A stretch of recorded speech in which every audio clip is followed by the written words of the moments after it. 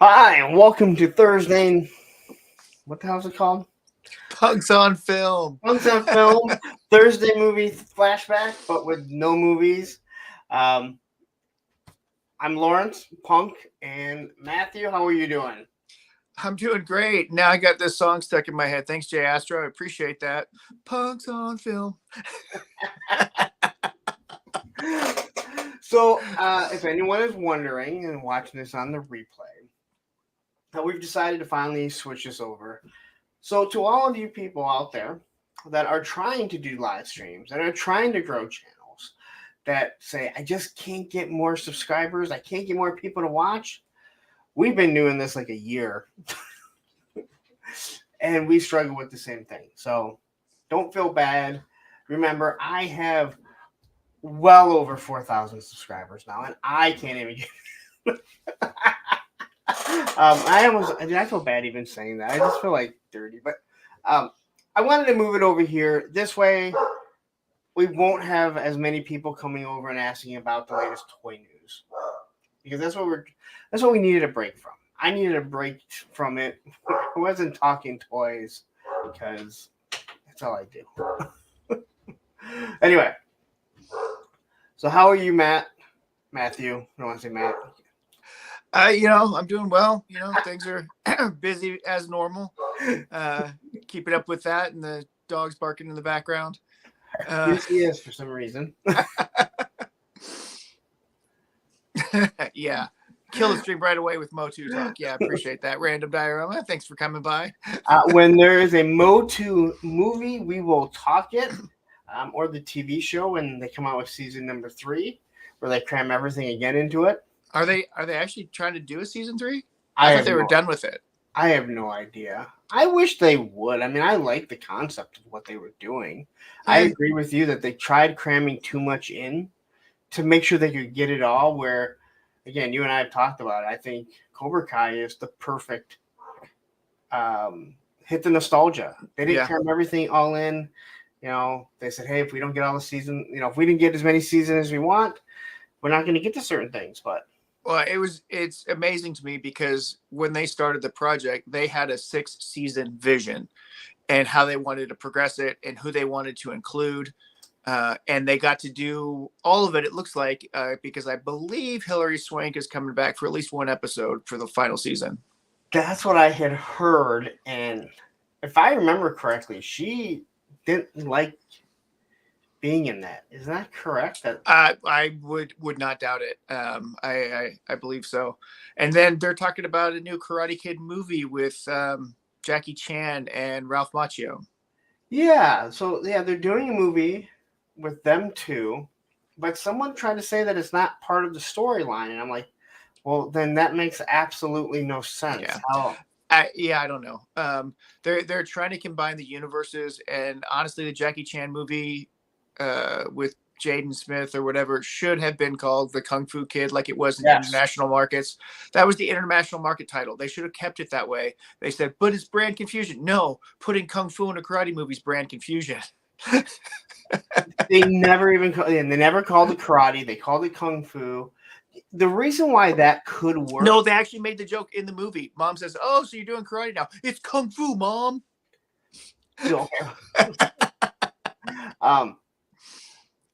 But that can work because they didn't make him Miyagi. They didn't make him Danielson. Yeah. They made him a whole lot darker than Miyagi. And I thought Miyagi had a pretty dark story, but Jackie Chan's story is even worse. Oh, especially when Miyagi got drunk. Well, no, but I mean, when Jackie Chan's character got drunk and started spilling his guts, that was so much darker than it was in The Karate Kid. I think I've only seen it once. It wasn't a bad movie. It wasn't a bad movie. I was just pissed because should have been called the Kung Fu Kid. Well, that's how I felt about Roadhouse. They shouldn't call it Roadhouse. They should not have called it Roadhouse. They could call it almost anything else that they wanted to. Yeah. And there's no point in remaking that movie or trying to steal its thunder or whatever. I don't know. It didn't do any good. I'll say that. It was like trying to remake Red Dawn, which wasn't a bad movie, but why? Why not just do another premise? And hey, listen, they literally filmed it in my city. Yeah. My city's 5 square miles. All right. There was a plane on someone's yard for years because they took forever to film that, and we had a copier there. So, um, Hey, Sunny's Sundries, good to see you here again. The Forbidden Kingdom was the Kung Fu Kid movie, and I actually really like that movie because it's got Jet Li, Jackie Chan, and some of my favorite Chinese mythology about martial arts. So I do like that movie. yeah, you're the kung fu guy. No, I'm the karate jiu-jitsu guy. That's what I said, kung fu. Technically, if you go by the actual translation of the words, you're not wrong. I've always thought kung fu was just a really quirky word to use. Yeah. Yeah, I mean it's weird in English, and then you get when certain dialects of Chinese say it, they say gong fu, or something like that. So they'll say other things.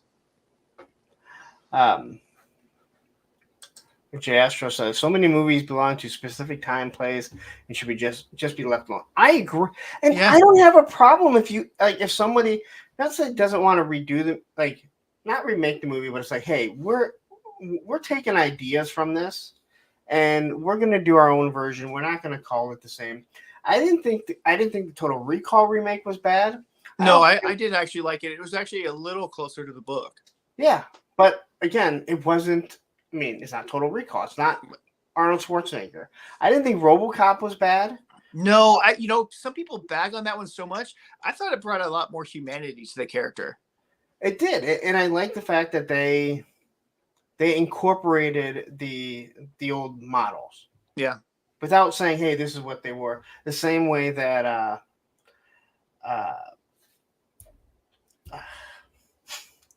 Battlestar Galactica did. Yeah. When they eventually brought in like the old Cylons. Yeah. I was perfectly fine with that. I thought they did a really good job with that type of stuff. And again, you can say, hey, this takes place in this universe, but we're not going to call it the same thing. And if that's what you would have said about Roadhouse, and you would have said, hey, you know what, this takes place in the same universe, you're probably going to hear some callbacks. So if you're wondering, like, that's it, man. Like, yeah, there was this one guy. He was known as the best cooler. He's long gone, or he's moved on, he's retired, whatever. I would have been fine with that. So, and the movie was entertaining. Yeah. I'm not sure which movie you're talking about. The Michael Bay last one that he did that was total garbage. No, I didn't see that. But I mean, if you go back to Autocracy and what they're doing with this new animated one, they kind of were a buddy team that got fractured. Yeah. Are you talking about Transformers 1, the trailer that dropped today, Krusty Okro? Because we were just talking about it before we came on, seeing if we could play it without being demonetized. Yeah. Yeah. So Viper Scott says Transformers 1. So, yeah. Yeah. So it's animated, but I think it's more like digital. Yeah. So it's called Transformers 1. We were talking about it right before, seeing if we could play it, but even though we're not monetized, last thing you want to do is get a copyright strike. Yeah. I thought so too, Jay Astro. I mean, I like the update and what they did with the family dynamic and the humanity of the character. It's different, but it's still similar enough. I understand why they could call it RoboCop because it is still kind of in that RoboCop vein. But nothing tops that first RoboCop movie. Well, yeah, and when it comes to stuff like that, and we are going to talk about the Transformers trailer that came out. When it comes to like RoboCop and Total Recall, you have such iconic roles in there that it's hard to mess around with that. Yeah. If it's something that's not an iconic role and no one cares, look what they did with the Evil Dead. They said, "Hey, listen, this is called The Evil Dead, or is it called Evil Dead? One or the other." And they're like, "It's in the same universe, but Ash is not being recast. Yeah, not going back to it is different." Yeah. And I have no problem with that. And I think that's how you should do it. Yeah. Because you don't want to recast Ash. Like, Yeah, but honestly, Evil Dead 2, Army of Darkness, and Ash vs. the Evil Dead is a perfect 40-year history of that movie franchise. I think it's perfect the way that is. I wouldn't mind more though. Well, I always want to see a little more ashy slashy. It's so stupid. It's not like you're gonna be like, you ruined the franchise. Yeah. Like he went back in time, fixed the car, made a mechanical hand that they still can't do today. Look, if you can accept that Evil Dead and Evil Dead 2 are in the same universe and not completely like Evil Dead 2 is not a remake of Evil Dead, which it was, by the way, with a bigger budget, slightly. Their budget's about as how much I make on YouTube. Yeah. What's up, Down South 77, 3-star draw? Good to see you. Yeah. So to talk about Transformers 1, I love the concept. I love the concept of going back and doing an origin story, and putting it into a movie form. I don't even have a problem that they change the voice actors, because it is before they become Optimus Prime and Megatron. Now, Chris Hemsworth, who is eventually going to be Optimus Prime, is kind of weird. That is odd. We're used to a very specific voice for that for the last 40 years. Yeah. But at least when I'm looking at him, I'm not seeing Optimus Prime. And hopefully, we'll get to meet him and Don Messick and a bunch of other people this summer, because there's a convention coming up that they're coming to that we're going to try and go to. Where at? In Dallas. Where else? Where everybody comes eventually. I doubt that. Everybody's got to come through Dallas. If you fly across country, you're probably coming through Dallas. I'm just saying. Oh, I've been to Dallas. That's where that's where we used to train at. Yeah, that's where the original RoboCop was filmed. Part of it, anyway. Yeah, and it's supposed to be in Detroit. I know. They filmed it in Canada and Dallas.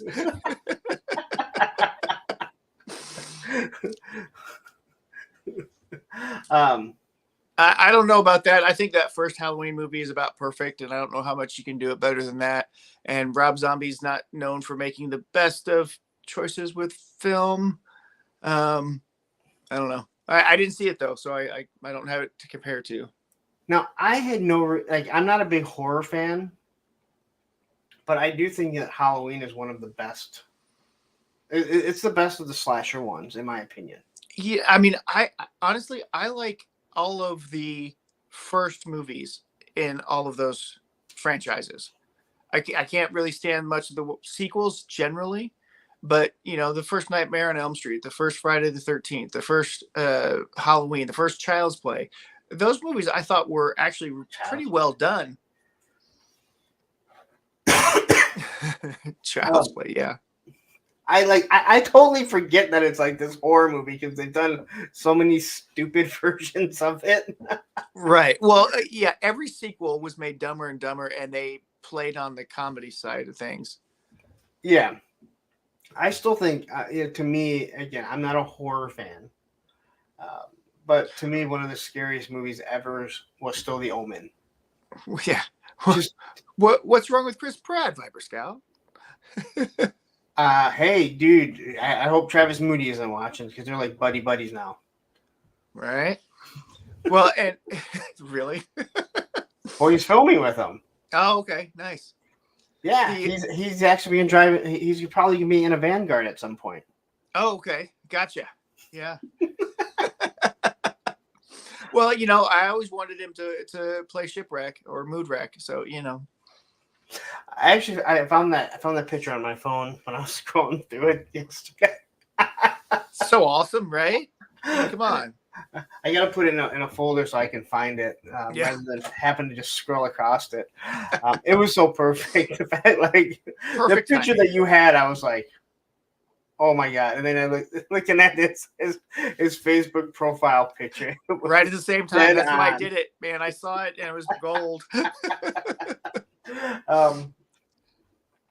So I watched it this Transformers one, and it definitely seems kind of like a buddy buddy, but I think they're also trying to get maybe younger kids Yeah. into it again.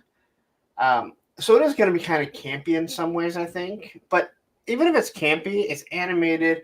If it tells a story of how one becomes Optimus and one becomes Megatron, Yeah. and how the whole split of Cybertron, because we've never seen it really in in any type of Well, format other than comics, right?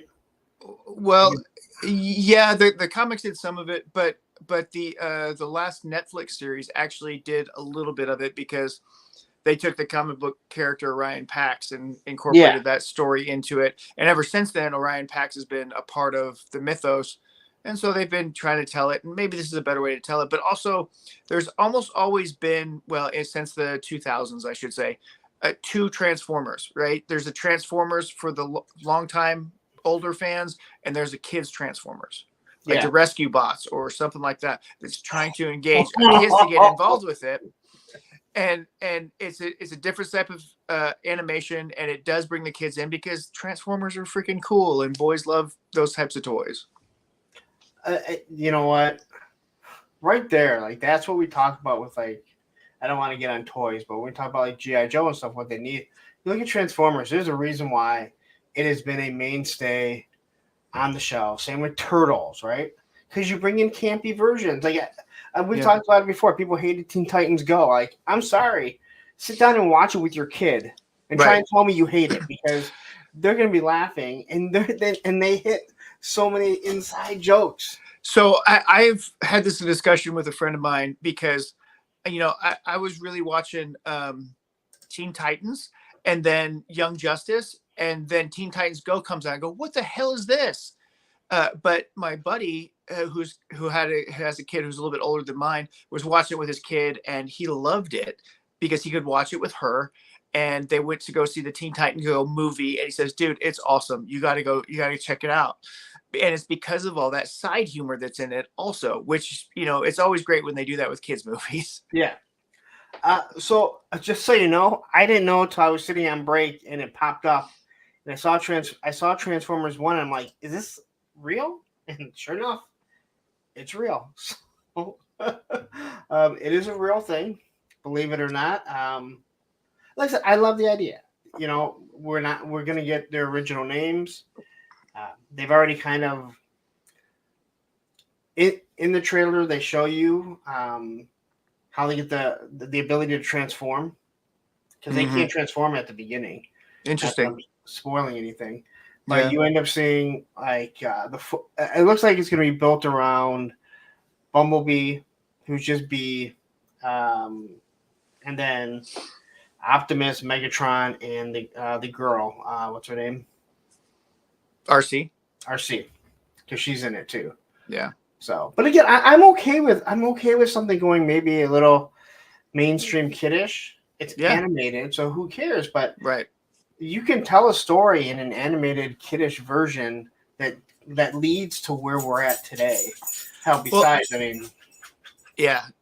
mean, you look back at it, remember what we grew up with, right? And how that developed and grew and actually had some really interesting topics in it. I mean, you look at all of the 80s cartoons and there were storylines in every single one of them, no matter how kiddish it was, that were very adult. Yes. That they're trying to convey to kids to get them to think about things, versus some of the dumb stuff today. But because they would literally tell you in the episode what they were doing. Yeah. Nick Cage never got to be Superman. That was all CGI. They didn't really have his permission. They just threw him in that stupid movie. Besides all the promo testing stuff that they did with him, that was it. He got to wear the suit that one time for that photo shoot, and then that was it. Oh, man.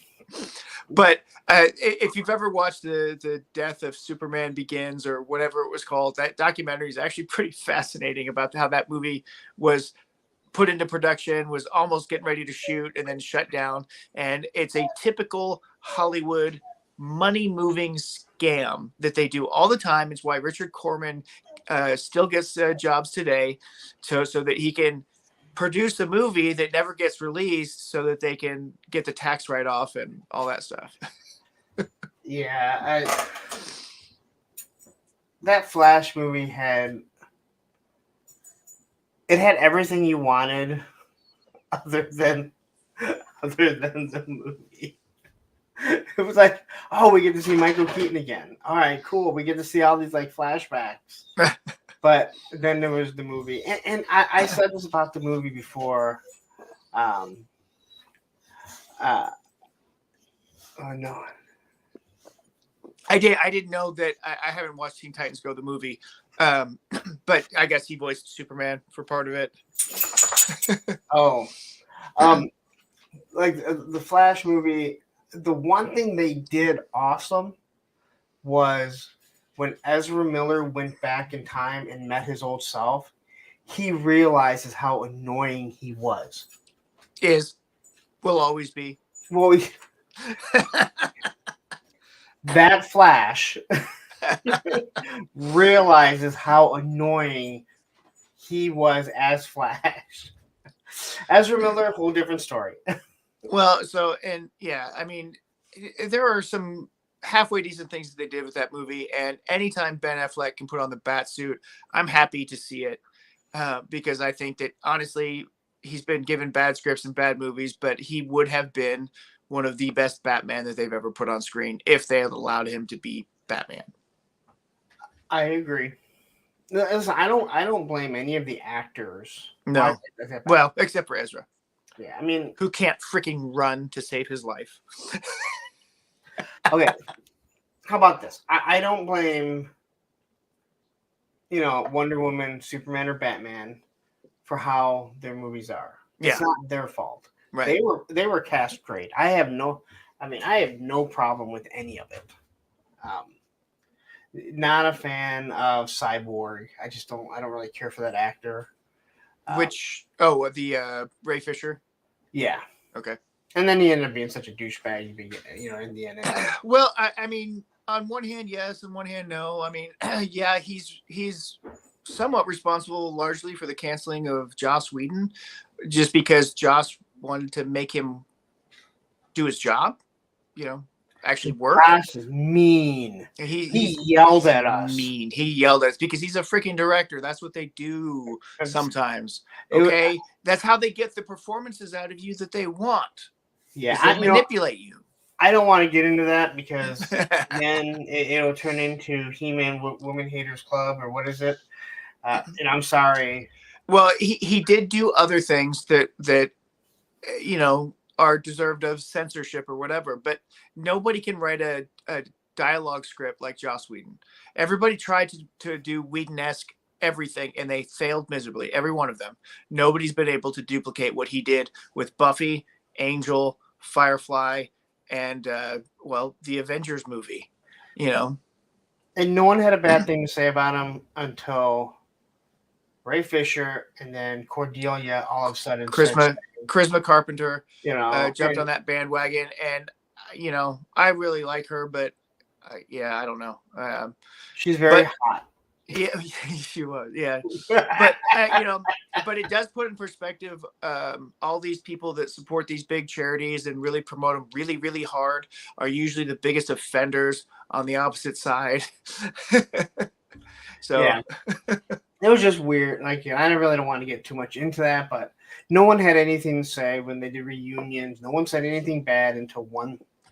And then, well, what was really interesting to me is that on the set of Firefly, they had vigorous political debates because several cast members disagreed with other cast members, and Joss would get involved with this, but they all loved each other. They loved working with each other. That was an amazing cast, amazing group of people. And though they disagreed vehemently politically on many things, they still all got along to do their jobs and didn't want to kill each other.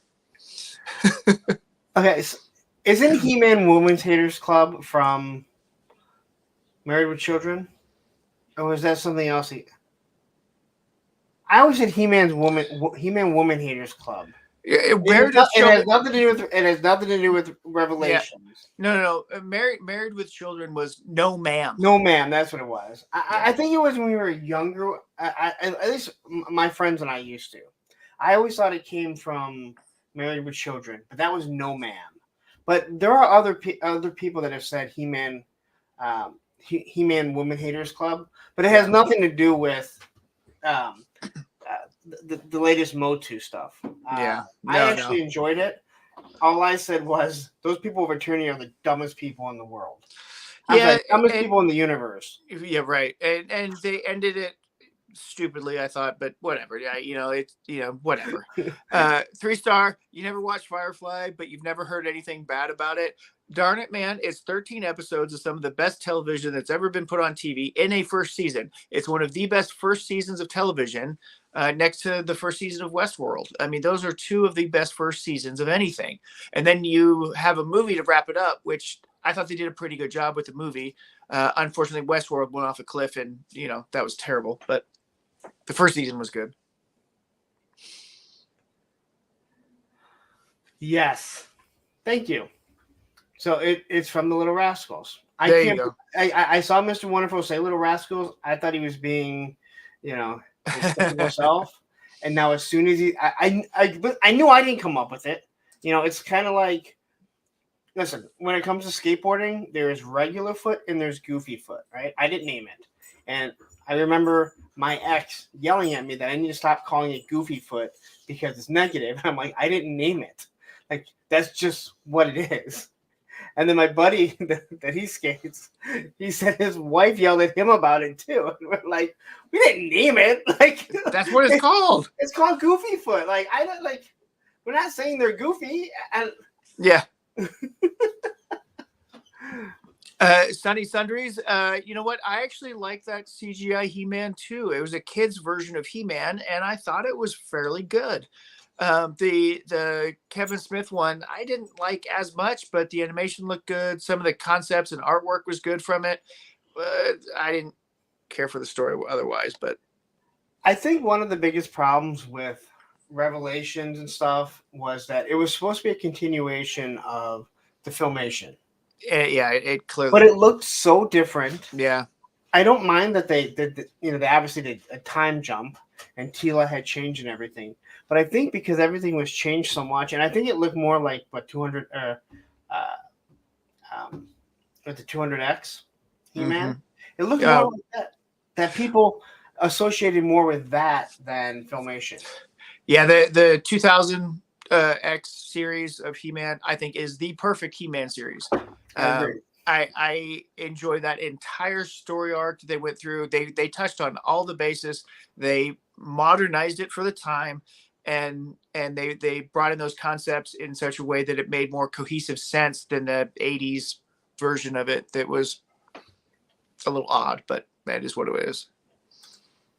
So I don't know how or where this is coming from. I gotta just disagree about Westworld's first season. The first half of the season was good. Firefly I did not watch, though. Used to have a roommate who was obsessed with that. I watched like the first, I think, 2 seasons of Westworld. I thought it was so original and so different. But then I really started losing track of what the hell was going on. So, well, it's not just that. It's the symbolism of some of the things that they did too. So they had the Man in Black kill his daughter on Father's Day, just like Tyrion Lannister killed his father on Father's Day. And they purposely put those out for a reason.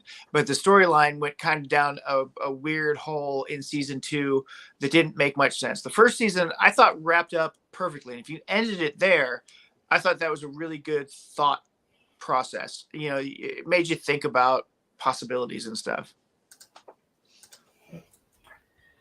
So there was a movie that I watched that I wanted to bring up a while ago. Of course, I can't think of it right now. But I know who's in it, so I'm going to look it up right now. So, I mean, are we going to talk about things we were watching? well, and that's kind of why I wanted to bring this up, because it was something that I had watched, and I was wondering if anyone else had seen it. It has Mel Gibson in it. Oh, you don't like Mel Gibson? No, there's a couple things that I've wanted to see with him. I never catch it. Everybody sticks their foot in their mouth. Everybody's some kind of asshole or another. So, it's whatever. On the Line. It's on Netflix. It's called On the Line. and um, he's a nighttime disc jockey, Ah, and it is awesome. I cannot oh, say anything about it wow. because you just have to watch it. Yeah. I gotta check that out. What's it on? Netflix. Okay. I believe it's on Netflix. And I was just bored one day, and I'm looking. I'm like, what the hell? I mean, I've never even heard of this movie. I like Mel Gibson. I don't care. What he has issues. All right, but Yeah, yeah. I mean, you he's know, Hollywood. Everybody in like Hollywood's Tom got Cruise, issues. he makes Every, good movies. everybody in So, Hollywood's got issues. I watched it, and it is just it's different. We'll just say that. I think Yeah. it's a very original. But again, he's a nighttime disc jockey, radio jockey. Um, That's interesting. you will. I'm curious. I think you'd enjoy it. Yeah, I'm interested to watch it. Did you ever watch the movie JCVD? I have not, but you've talked about that before. You should. There was a Amazon TV show with him where he played a struggling stuntman actor who became a CIA agent because they had nobody else that could get into these foreign countries to do these things. And so he would go in guise of making this cheap ass movie in Thailand or whatever, and he'd be on a CIA mission while he's trying to film this fake movie. And it was a whole TV show based on it. I saw a couple episodes. It was funny. Isn't the plot of Argo? Well, no, but Argo is actually based on a true I know, story.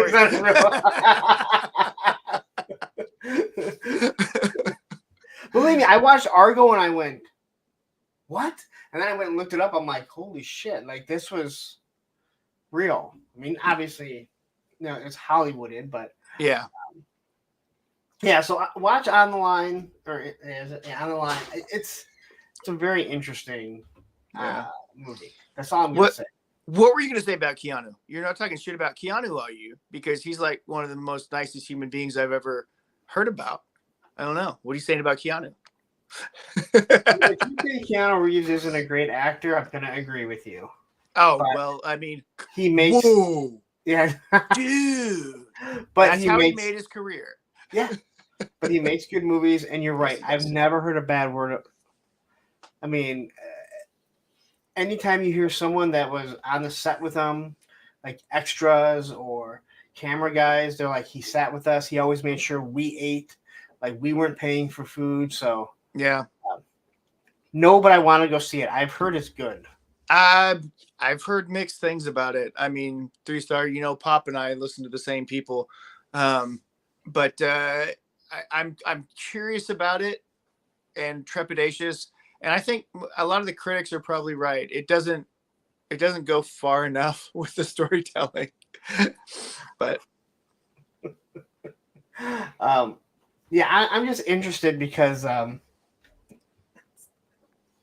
means Bobby's movie's never going to come out because it's going to be the same movie. Of course it is. It's going to come out right after those dragon figures from that other movie that was supposed to come out with the Power Ranger actor that passed away. That he's, anyway, we'll see. You know what? It's great because now we can make jokes on the film channel because his movie will never come out. Hey, you know what? I'm curious because if it does come out, I do want to see it. I want to see what kind of budget he has and what he's doing with it, because I know Will Jordan, the Critical Drinker, is coming out with his short film soon, and he got such a budget, it's almost a film. But hopefully that spins off his Ryan Drake film series, because those are some pretty good books that he wrote. And he was, a YouTuber critic guy who got into writing and he blew up on that kind of stuff, and now he's making a movie. I will say this. I do believe if he does come out with an Action Force movie, it will be at least better than the first G.I. Joe movie and the Snake Eyes movie. The second one is decent. It's not good, but it is. I can watch it again and not be mad. I really like the extended action cut of Retaliation.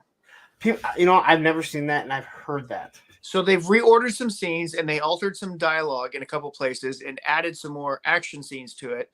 And I think it really does kind of change the movie because it really does put this conflict with Flint and Roadblock to the forefront. And also that 13-minute silent scene that they had. Do you know anything about how that was filmed? No, but I loved it. So John Chu, who's a super nerd and was on the What's on Joe Mind, Full Force, I forget, because they were the same at that time, I think. He actually did an interview with them and some other people, and they got John Chu, the director of that movie, to come on and talk about it. And what he did was he went out and got a bunch of newly produced G.I. Joe action figures of Red Ninjas, put up all the zip lines and stretched them across the couch and everything in the room, and storyboarded the whole thing with the 1/18 scale action figures. Oh wow. It's pretty cool story. So he was super into it. And what's even sadder is that he is even more into He-Man, and he was given the 30th anniversary He-Man movie to do, and he was going to do that movie, and then with what Retaliation did in the box office, they pulled it from him.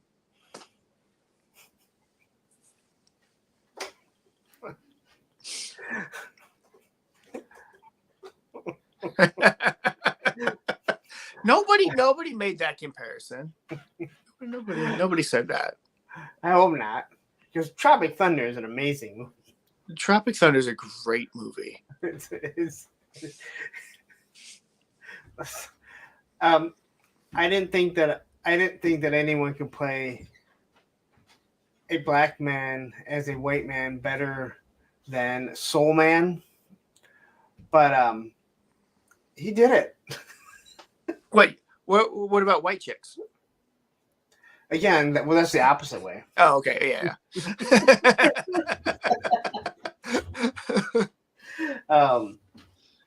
Yes, Viper Scout. That was the next movie that he did, and so it was either Retaliation or Gem that kind of crashed his career, and he went back to making dance movies again. And Crazy Rich Asians, I believe he did that one too, I like that movie too. I like the way John does things. He does have a very musical or choreographed kind of directing style, which I think works great for action movies, works great for those dance movies that he's done. But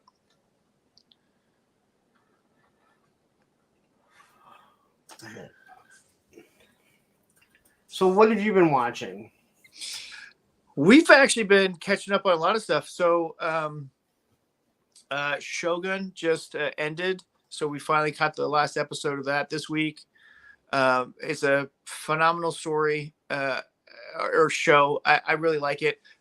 Up until the very end of the last episode, kind of pissed me off. But it's a novel that was written a long time ago, and then in 1980 they made a mini series with it, and they told part of the story. This one tells more of the story, but between the two, it tells a fictionalized version of actual history. So they're plug and play names. So John Blackthorne was the character in this movie, and then the real person's name is William Adams. And Toranaga in this show is actually Tokugawa Ieyasu. So if you know anything about history, his family line ruled all of Japan for 500 years after the events of this story. And it's really kind of fascinating to see the politics and stuff play out. And the sword play is not bad in some of the scenes. So Shogun's one of the things that we've been watching. We just also were finishing up something else that finished this week. I forget. You mentioned Shogun. I have not got around to watching that. I watched Obliterated. Now, has anyone watched Obliterated yet? And I watched this a couple weeks ago. I haven't even heard of that. It's on Netflix. It is so stupid that it's awesome. Yeah. It's the premise is that this military group and a CIA agent, they defuse a nuclear bomb in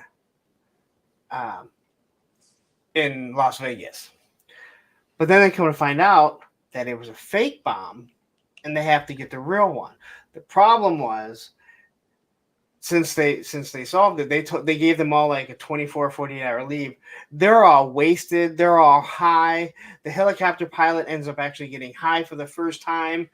So they're completely inebriated, and all this shit happens, and until the end where it gets kind of way out there, but it is so. It's something that you'd watch and you'd enjoy because you're like, this is so stupid that it's awesome. That's cool. If you have a problem with male genitalia, understand there's a lot of it. There is a lot of it. Including C. Thomas Howell. Oh, well. As an old man. As an old man, yeah. I mean, come on.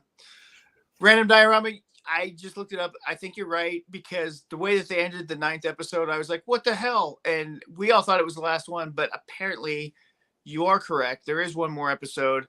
And in the book and in the previous miniseries, what happened at the end of that episode was very different from what took place in those stories. So we'll see how that plays out. And they kind of have to.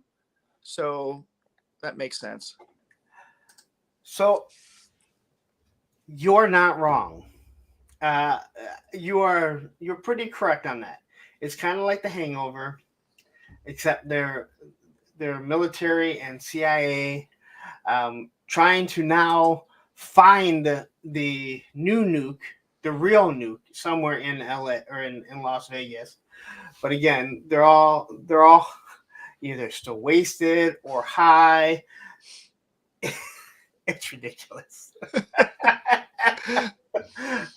They put down a lot of drugs. I guess it's bad, and it's not like they didn't realize it. They knew what they were doing.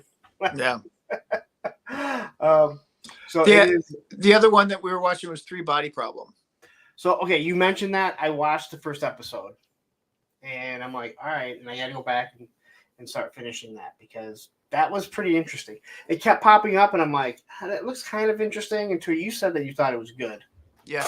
And no, like, right. we finished that, and so apparently there are, I believe, 3 books written by that author, who's a Chinese author, and so I would enjoy seeing more of it because the way that the series ended, again, it kind of ends like, oh, there's still a lot more to the story. And I'll say this a million times. The binge model is the death of television.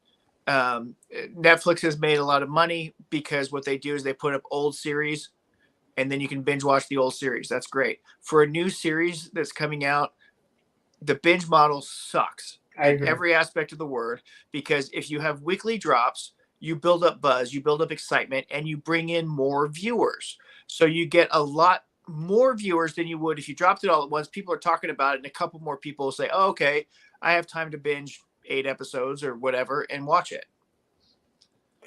I'm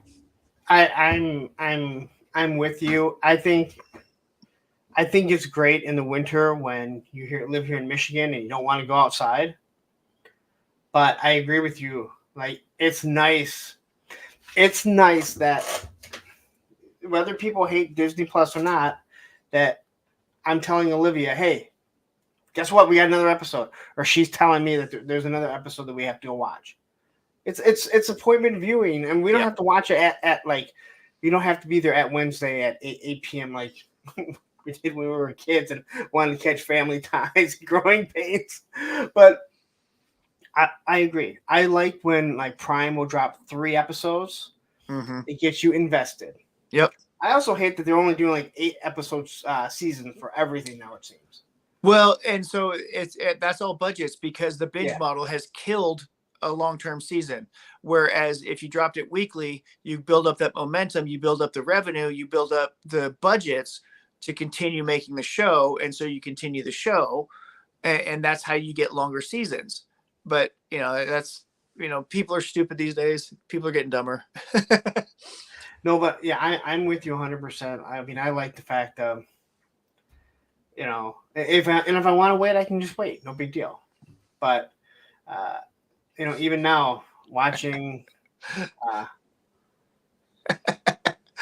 You know what? Listen, if people can't get their own to watch, I'm sorry. Like, Yeah, the three body problem is what I would call hard science fiction. Okay, so it's got a big story that unfolds after at the end of the first episode. You get thrust into this whole different concept of what's going on, and then every single episode after that has like major things happen, and it's like, oh, you want to watch the next one. So it does make for good binge viewing. Um, the Gentleman also made for good binge viewing. I love that show too. That was pretty fun. Also, another Netflix all at once drop. Unfortunately, that would have gotten a lot more attention if they had dropped it weekly. Krusty Old Crow, you mentioned the Blue Eyed Samurai. I do. That's on my list of things to watch. I've heard nothing but good things about it. One Piece was also amazing. One Piece is great. They've done so many good things with some of the properties that they have, and so many terrible things too. So you got to take the good with the bad. And if you guys are tuning in right now, please hit that like button. There's 17 people watching. This may be a high for this channel. and listen, if you haven't subscribed, please hit subscribe. I think the Billy Jack video tops it all. Billy Jack, and hey, like I said, I wasn't on that, so maybe that's what it was. Hey, that's what Ed said. I didn't say that. Ed said that. Hey, I listen. If it works, man, I'm perfectly fine with that. Random brought up Umbrella Academy, which man, I like. I like it. The first season was good. I thought the second season was not good, but it's a weird show that you can basically do whatever you want. Like, if you like weird shows and you want to be able to go in all kinds of weird places, go watch Doom Patrol. Yeah, but that I have to get HBO, or I'm sorry, Max. Well, honestly, there's so much good stuff. I know. Next to Netflix, it is the streaming service to have because it has so much content. I agree, but I also want to do other things and sit in front of the TV, like sit in front of YouTube. Fair. Like sit in front of this fucking thing. Yeah, that's fair. I mean, honestly, the medium of the future is live streaming content with interactive viewers, and G4 knew it back in the day when they started putting up Twitter feeds in their broadcast and responding to Twitter comments back in the early 2000s. Well, I mean, the WWF's been doing it forever. Yeah. I mean, they're doing live stuff. They knew it. Like, there's nothing like that crowd. And I've said it before, Monday nights, I may be completely run down, the last thing I want to do. But almost every single time I turn that, hit that go live button, it's a whole another show for another 3.5 hours. And then about 2 hours after that when I can't go to sleep. Yeah. And Tuesday, I'm just like, yes. I will never do a Tuesday show. I can tell you guys, there will never be a Tuesday show as long as I'm doing Mondays. You want to see a zombie there. Well, I mean, it takes a lot of energy to do these for sure, to set up, to prep, to actually be on there. I've Digital Diarrhea. I've heard a lot of good things about Fallout, and I've heard a lot of not so good things about Fallout. There's some holes in the writing that people can't get past, but people who don't follow the video games tend to like it, and people who do tend not to, except for Pop Blender, who did both, and he really enjoys it. So, there's some discrepancy on taste, obviously, on the things that you like or don't like. But it appears to be a really well put together show. I have not seen it yet, though. So we started watching it. My son has played Fallout, and he keeps saying, "Oh my God, they did that good." I'm like, I don't care. Like, I don't play the game, so I don't care. I don't think they explain things all that well. Now, we did watch a couple episodes today. I did fall asleep, but it had nothing to do with it. Had nothing to do with it. It had to do that I'm just constantly doing stuff. Old man needs his nap. Yeah. Again, it had nothing to do with with it. But my son is really enjoying it. And again, he keeps saying, I don't care. I don't know about the video game. And now I know how my ex used to feel when she'd be like, "Stop comparing it to the comic book." I was like, "But okay, How can you not compare it to the source material, the material that is driven from? except when you don't know it, then you don't care, nor Then do you you don't want to care. care it." Right. And I understand that. But then again, if I go to a G.I. Joe movie, I'm just going, it's right there. They wrote the books in the 80s. Like, it's right there. That's your outline. Yeah. Because I had to same time toys. What's up? So, yeah. So I'm enjoying Fallout from what I'm seeing. It is such a different. It's not. It doesn't take place in our world. I asked. No. I'm like, it takes place on Earth. And the timeline is really weird because before everything goes haywire, everything is run off nuclear power for the most part. But I always hate when anything, and Batman is notorious for this, where they take like, it's like, wait a minute, we're in today, but you're still using archaic stuff because it's what works for source material from back then. Like, you can't do that. Either decide that you want to be in a different time, in a different time, or modernize it to where we're all, where we're supposed to be. Did you ever watch the TV show Fringe? No. It's really good. It is with Pacey. With Pacey. Honestly, I used to like Dawson's Creek, so that's a whole nother. Hold this. Hold your thought. A few weeks ago, I was like, I need to just go hear the opening song of Dawson Creek, and it took me to the first episode. I forget what it was, and of course, I had to watch the first like 5 minutes before I got to just to hear the song, which I could have just pulled up somewhere. I don't. Right. And I'm watching the first 5 minutes, and he makes jokes about his voice and his hair, and I'm like, oh my god, like, how did none of us be like, yeah, dude, the guy's like 40 years old. Yeah. He's older than Andrea Zuckerman was on 90210. All right. And she was like a grandmother, I think. All right. He makes comments about it. But in all honesty, I did go just so I could hear. And I'm watching like the whole opening, and I'm like, oh my god, this was so bad. But I used to watch it. So but Fringe, the father figure actor guy, I love that actor also, the crazy dad who's in that show.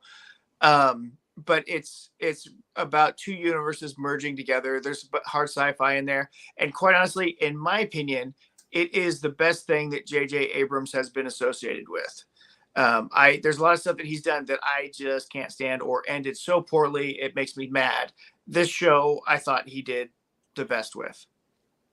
So Pacey does play that.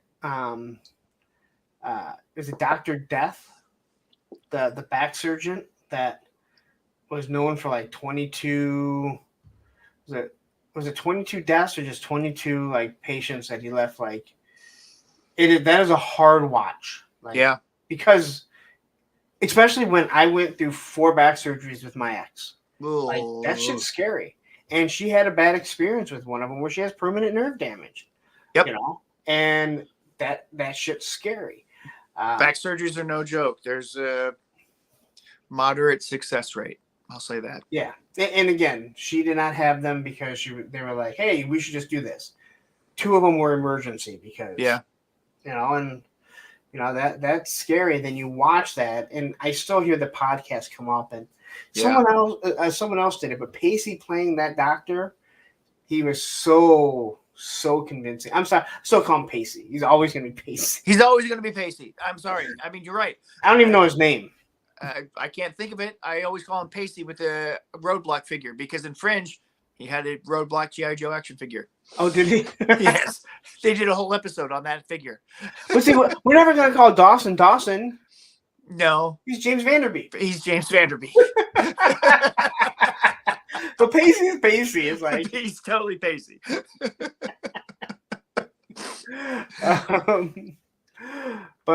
Yeah. So let's see.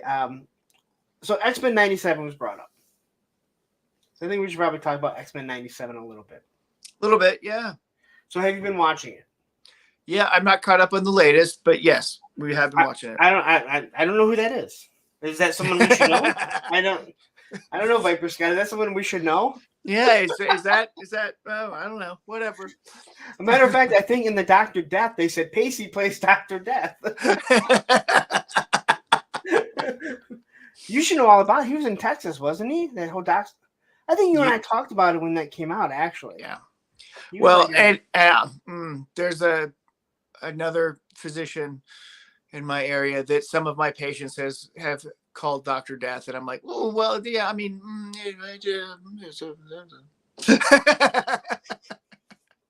things I can't say. Things I can say. Yes, Dr. Death was in this area. okay, so I didn't know he was in other things. Oh, have you seen Skull and Bones? No, I've never heard of it. It's about the secret society and college. It's basically a movie about the freaking Masons, but they take some college kids and they do indoctrinations and stuff. And it wasn't a bad movie. So I only know that he was a Mighty Duck because Olivia and I watched the new Mighty Ducks, and then we were going back and watching, and I'm like, oh my god, that's Pacey. Yep, there he is, right there. Okay, so anyway, X-Men '97. Yeah. The first episode I had a hard time getting into. Yep. Because I think they changed the animation and it looks worse. Okay. Well, okay. Hold on. Time out. When was the last time you watched the original 90s animated show? I had started watching it again. Okay. And again, maybe it's just that watching it as a much younger person. But as the series gone on, if you watch it all the way through and then watch X-Men '97, it's pretty jarring because the last season of that show, they exported that to Korea to do rather than where they had the animation studios before. So they went over to more of the DeK animation, and so the last season was horribly animated. Yes, so what I watched was, I think it was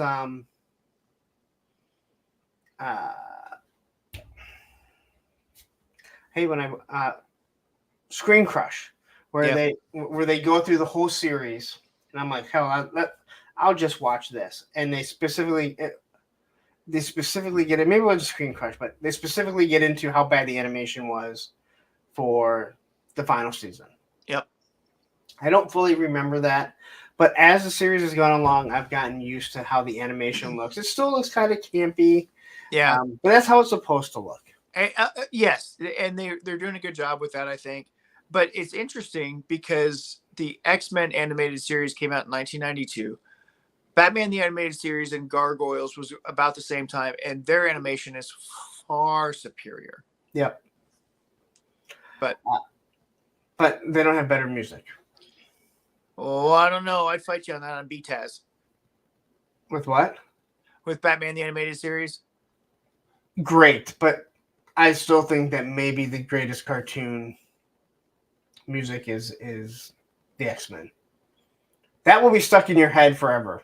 So, well, yeah, so does Danny Elfman. But I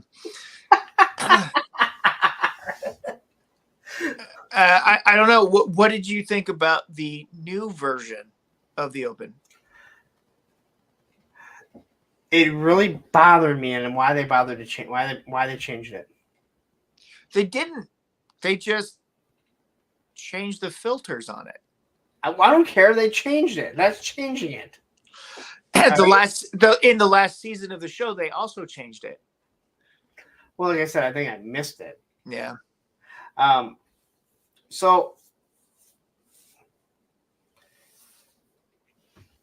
that's pretty bold. I don't necessarily disagree with you because I know what Disney and what they've done to their animators throughout history. They've been horrible to all of their artists in perpetuity forever and ever. Warner Brothers has always done better by their artists, so they get better artists. I've said for years that I believe that the DC cartoons are way better than the Marvel ones. Yes. Or vice versa when it comes to movies. Hit or miss. Yeah, series yeah, wise, right? yeah. I mean, to be fair, up until 2017, I'd agree with you. After that, everything that's come out of Marvel's pretty much sucked. So I don't know. Yeah, I still disagree. I still have fun going in and watching it. Thanks, Roman. Roman.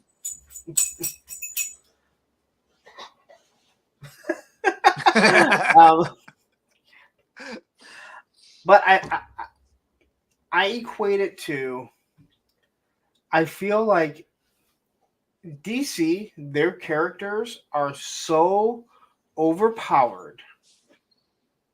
They're so overpowered that they work better in animation than in um, than in a live format.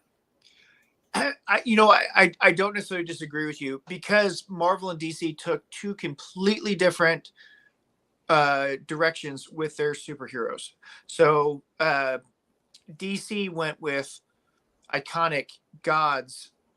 I mean, they took the mythological approach to all of their superheroes, whereas Marvel wanted real people. And they wanted it more grounded in humanity to tell human stories, whereas DC was telling more allegorical fable like stories. And so that was the first big dichotomy of the two, and that's why you have characters like Spider-Man being so different from, say, Batman, in terms of the character development and who they are. And that's why, like I said, I think that's why it works better in live action compared to the cartoon version. I'm trying to think if I really like that Earth's Mightiest Heroes storyline, and they did Guardians of the Galaxy better in animated because they went more to the comic book side than what James Gunn did with his ripoff of Farscape, but that's a whole other story.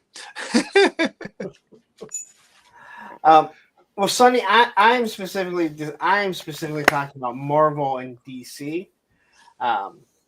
When I'm comparing the two. Well, but see, Warner Brothers is DC. No, I understand that, but I'm talking about like how the DC and how all of those come off compared to the Marvel. And I don't think the Marvel made bad ones, but like the Iron Man cartoons, and I'm talking about the Iron Man movie cartoons and a lot of those Avenger ones. So they're still grounding it in reality, like the movies were. Yeah. And I don't think that it worked. I thought like Hawk versus Wolverine and Hawk versus Thor were great because over the top. So animation works. Yeah. Well, and I like the anime versions of Blade and Wolverine, and I forgot what else the ones they did. They did a couple of those. What, about 10 years ago or something? Those were actually interesting. They were pretty good. As far as Hanna-Barbera animation, they did backgrounds and animated over those same backgrounds, and they reused so much stuff. It was a really cheap way to do animation, but it was really kind of set the standard for a little bit in Hanna-Barbera, but they kept using the same stupid designs over and over again in every single thing they did. If you look at any of their different TV shows, they had the same characters, but they called them something different because the color palette was different. I mean, talk about reuse of action figure bodies. Yeah. So, listen, this is a spoiler for X-Men. If you haven't watched it, you're waiting. So if you have, hit mute or don't go anywhere, just hit mute. What they did at the end of episode 5. Here comes the spoilers. So, by killing off Gambit, if they really leave him killed off, it is great because it's like The Walking Dead. You never knew who was going to get killed off. And to kill off a main character, it truly put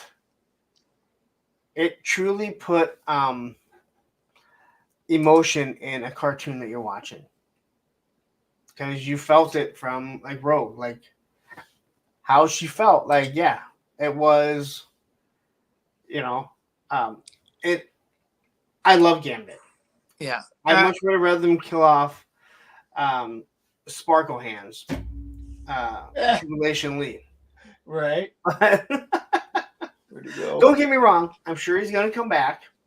I'm sure he'll come back to life.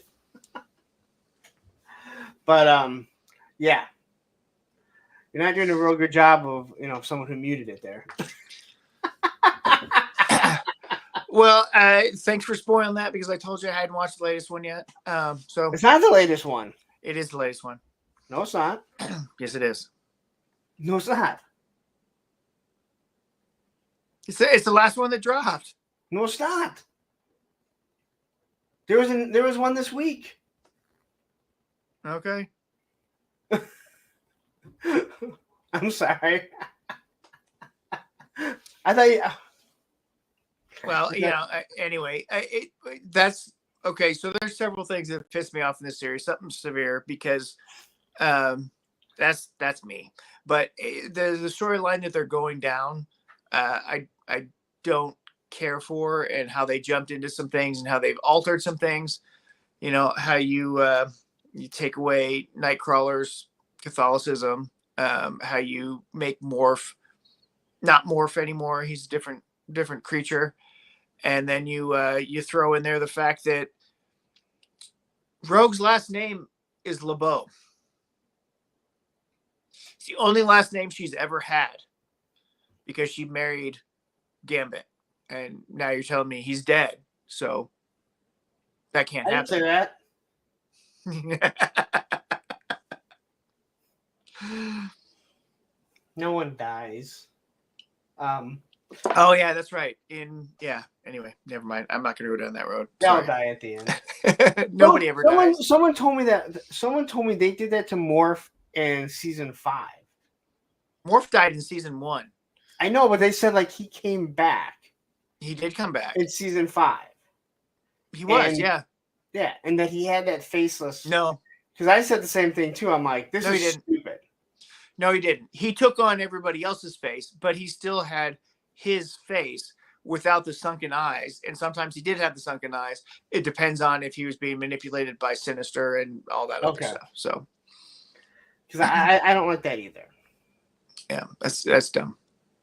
Yeah, I don't like that either. That's what someone had told me, and I was like, okay, I guess, and whatever. I mean, they're not really going into it, but there's subtle nuances and things. And the people that create the show open their big damn mouths and talk about it. And that's the stupidest thing ever is the social media thing or people talking about stuff. Just let us watch the product and let us figure it out for ourselves. And if we watch it, we like it, great. But if you're sitting there preaching and talking about it, what you want everybody to feel about it, then you're a dumbass. And your shows come out to be stupid because you have to preach and you have to tell everybody, this is how you should feel about my show. In every episode, that means you're not a good writer.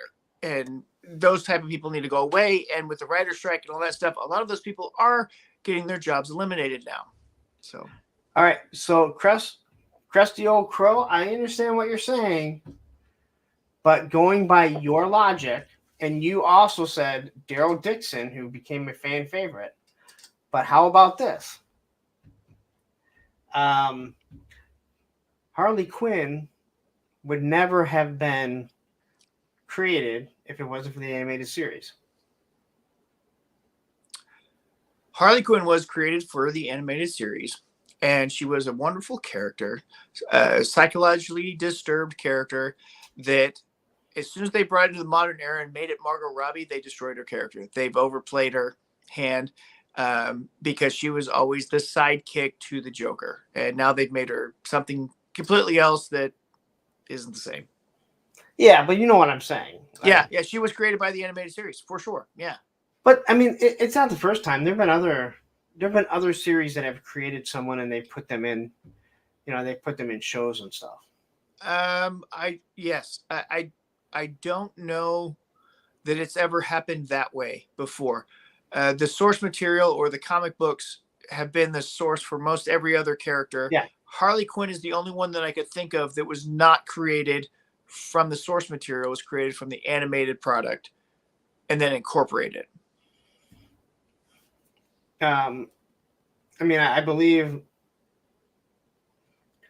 Cobra-La was also created in animated form and then eventually came to. But that doesn't actually exist, so it doesn't matter.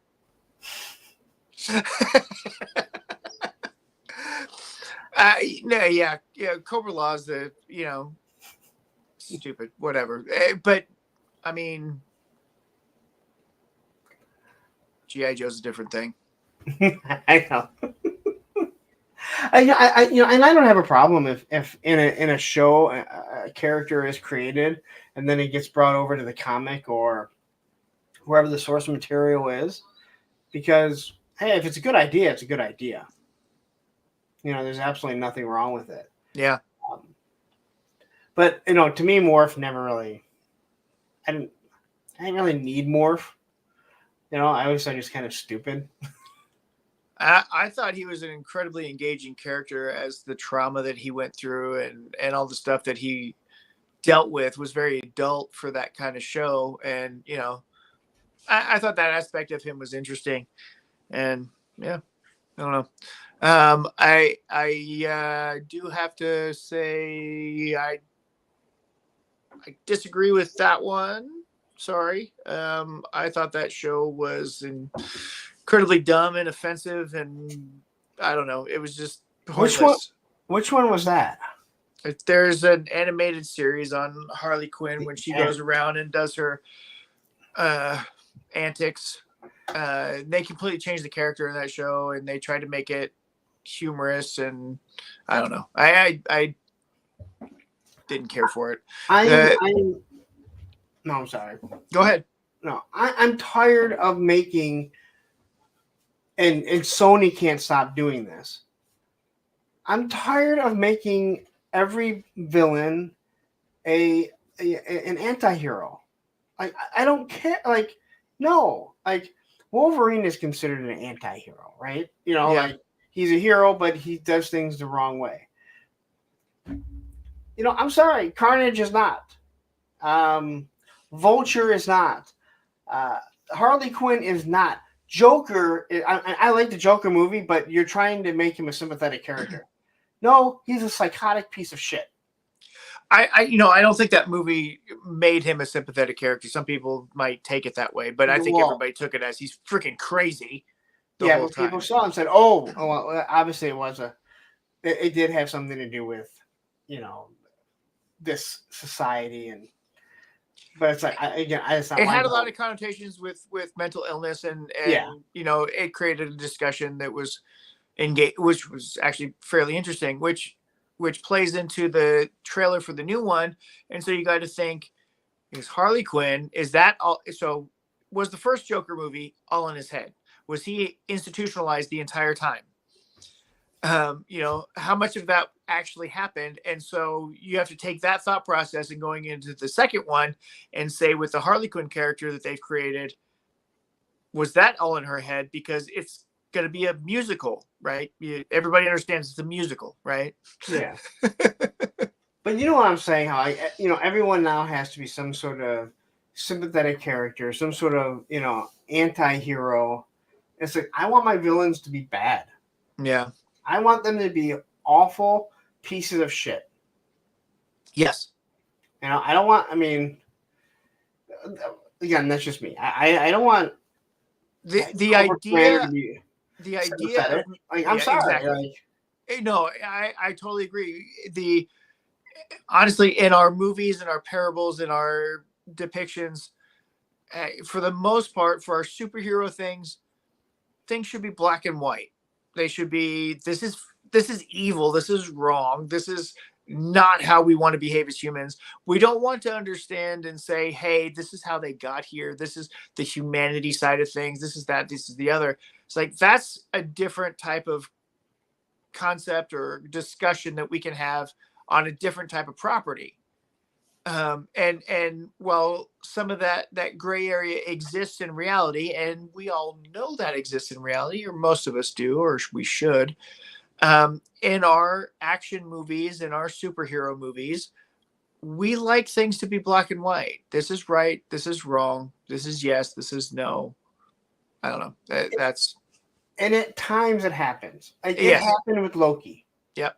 And a lot of that had to do with Tom Hiddleston because he's such an amazing actor. Which is why I love his entire character development up until Endgame. After Endgame, it's shit because they erased all of that and reset it. And his character arc in the post Endgame continuity has been terrible in my opinion. But And again, I'm gonna get more hate on that too. People are already hating on me about that Harley Quinn thing. See, I enjoyed the Loki series. I'm not saying I thought it was great, but I enjoyed it. And because he's such like his character is just so good. The way he plays it is so good. Yeah. But again, when you watch the original Thor and the original Avengers, he is just a psycho that doesn't care. Like he has this hatred built up in him. Yep. And you see it come back throughout it, even in the second Thor movie. Like you see it. Yep. And because I love Tom Hiddleston, and I love I love the Loki character that he's created. Yeah, I love the dynamic between him and Chris Hemsworth. Yes, I think it's so good. Yep. That's like one I can overlook. But again, there's too many characters that they try and make. And again, Sony's trying to do it because it's all they have. Because they only have the villain. Yes, Yeah. I mean, they could have Spider-Man if they wanted, but well, sort of. They still have to fight with Marvel over that one because they're both using him. But anyway, same time toys. Venture Brothers is freaking amazing. That show is way better than I ever thought it could be. It took me a while to get into it, but I absolutely agree. That show is awesome. Haven't even heard of it. It's a Johnny Quest parody show brought to the modern age, and they tell a lot of interesting stories, and they make fun of stuff, and they make fun of themselves. But it is so Johnny Quest. It's not even funny, but done really, really well. The animation is better. The storylines are phenomenal. It's hilarious. Really? There's so much to the Venture Brothers that is worth checking out for sure. I can't believe we have this much talk about a Harley Quinn series. If you like it, you like it. That's fine. I don't. I'm just gonna leave it.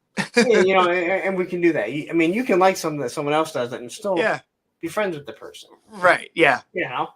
Hey, this Thursday, I am having someone on who loves Super 7 Ultimate, and he, is doing. He does wonderful pictures with them, right?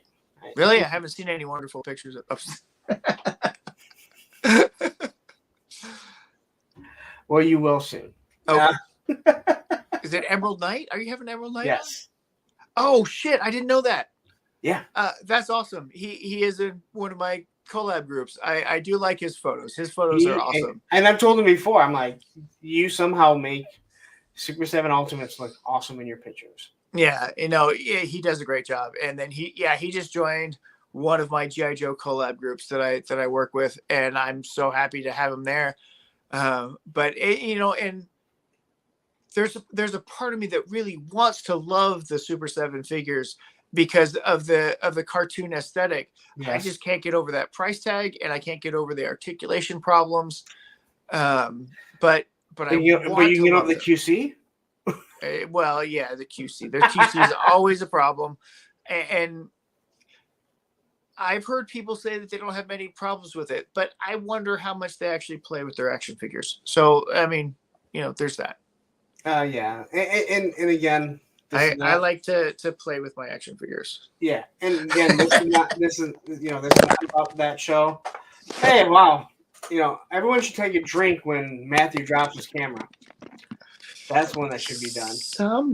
Someday, I'll get a real camera and microphone and be able to do this right. I know if Pop Blender and I do anything together, we'll have to do something. All you need is a tripod. Look. Oh shit. Tripod. I have a tripod. It just is a crappy camera setup. But what I was going to say is with Emerald Knight, what I love what he does is he takes these pictures. Sorry, I knocked over a Kleenex box and everything. Wow, he's got his wank box right next to his camera. That's odd. What? Not like Mike box. No, never mind. What I love about Emerald Knight is when he takes his picture, he tells you what exposure he did, what lens he used, and everything. It means nothing to me, but if you're a photographer, I think it's great. Yeah. The fact that he can make Super 7 look good. Well, and that's the goal, right? Is to make all our action figures look good. And did you see that picture that I sent you of the 2 Storm Shadows? Yeah. I'm having a hard time with that Mezco Storm Shadow, making him pose as dynamically as I want. He looks great in a lot of poses, but I can't pose him like I can the classified one, and the classified one looks great also. The retro classified one.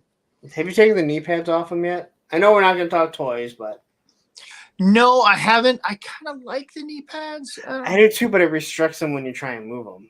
No, well, so I move the joint and then I adjust the knee pad. Yeah. I'm scared to move either one of them around because of all the issues with the hands constantly falling off. Oh, well, yeah, there's always that. And, well, you know me. I mean, I'll end up breaking something at some point, too, so. The Destro and Roadblock, I move around all the damn time. But anyway. Well, my gauntlet thing on Destro fell off, and I've got to use a little sticky tack on that one. Oh, yeah. I constantly use sticky tack because it just falls off. Yeah. Because anytime I do anything with that rocket, when he's launching the rockets or whatever, but somebody mentioned it today on Chris McLeod's random stream of talking about his past history in semi-pro basketball today. I didn't watch that far into it. He got all into a semi-pro career of playing basketball, but somebody mentioned something about the Destro figure should have come with some grenades. So you can put the grenades on his arm too, because he had grenades on him at one. And I was like, no, the original figure had a control pad and rockets. The 25th anniversary one had grenades and rockets. I thought the original had grenades on it too. I don't think so. I believe the original had a 9, the numerical pad on one side and the rockets on the other. I thought there were grenades. I could be wrong. I don't know. That's the way I remember it. But then again, today, or was it today?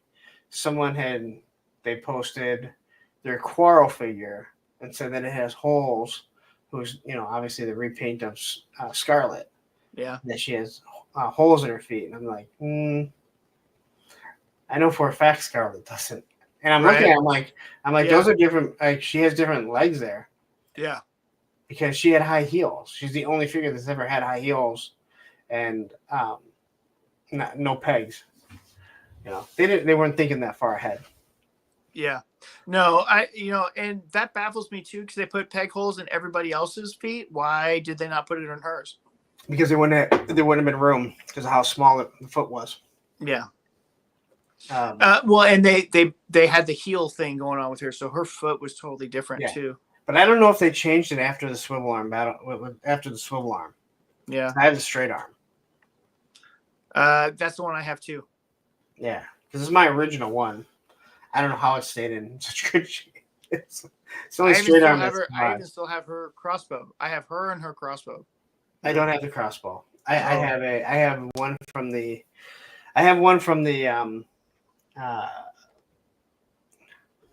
pack, which is almost as old as her too. So right? It's like I don't even have the original. I have this one that was made like a year later. Anyway. Nope. So the original Destro, I just looked it up on 3D Joe's just to confirm. No, there are 6 buttons. 6 buttons on his left hand and rockets on his right. Then I'm just thinking of one of the other ones that has the grenades on it. It's the 25th anniversary Yeah. one. The 25th You anniversary start to one. get them, you start to get things mixed up because Yeah. you've eventually things just start to blend together. Yeah. Fair enough. It's I like mean, trying it to remember happens. like wrestling, like WrestleMania matches. Like, oh, wasn't that on this WrestleMania? No. Yeah.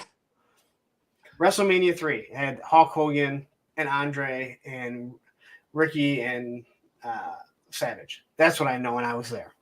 The Bulldogs were there. I know that. I don't remember who they fought. Anyway, so anything else? I'm trying to think if there's anything else that I.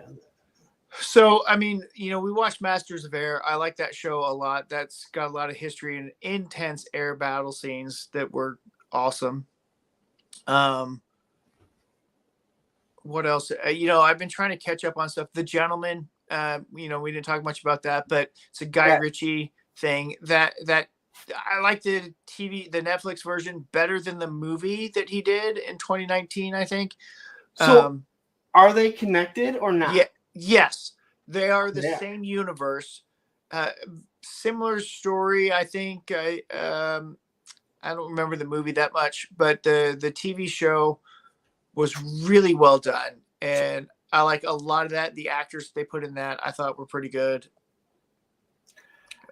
I thought from the beginning when they showed that he was a captain, right? A captain in the British military. I thought he was gonna be like this super badass, and they don't make him a super badass, right? And I love that. Okay, so okay, yes, he was British. He was wearing a blue beret, right? Yeah. So he's UN. Well, either way, I thought like once everything happened, he was gonna be like this super badass. And it's not like he's a pussy, right? But he's not like, he's not Rambo. Yeah. He's not special ops. Yeah. Yeah. And it wasn't until 2007 in the 25th era that they put grenades on that other arm. Okay. I thought The Gentleman was. I think I watched it in a weekend. Yeah, I totally did. I watched one episode and I had to watch the next one immediately, and then I had to go to bed because it was 3:00 in the morning, and then I got back to it. But that was a really good watch through for sure. I think I said I'm gonna watch one. I ended up watching like 3 or 4 episodes, and then I came back and I watched I think 3 episodes. Then I want to say I watched like the last one before Monday's stream. Like, I gotta finish this. Like it was really good. And again, it hits everything, and it's kind of crazy too, but not like outrageous crazy where you're like, oh, that could never happen. Although a lot of it could never happen, but I mean, it's a Guy Ritchie movie, so if you understand how his format goes, he does really outlandish things with very ordinary people and throws them in those environments. And the end of The Gentleman sets up for a season 2. Oh, yeah. But as far as I understand it, Guy Ritchie has no intention of continuing it. But I think Netflix may push him to do so because it's done very well. Yeah. I don't like series or TV series or movies having a cliffhanger if there's not something that's going to be done for sure. It's not a cliffhanger, though. I mean, it really does wrap up all the storylines with it. They leave it open, but they've wrapped up all the storylines. Yeah, I mean, I guess. But you know what I'm saying. It's yeah. I need more than 8 episodes or something if it's good.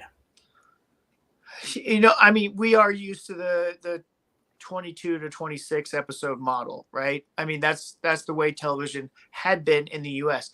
In the UK, it's always been 6 episodes per season. And if they were really popular, they'd get 8. I don't live there. But I'm just saying, that's the way their television model worked because they're government publicly funded. So all of their money for all of their TV shows comes from people watching. It comes from the people of the country where they force them to pay a tax to watch television. So I did. So is it? Hold on. Is it called The Night Watchman?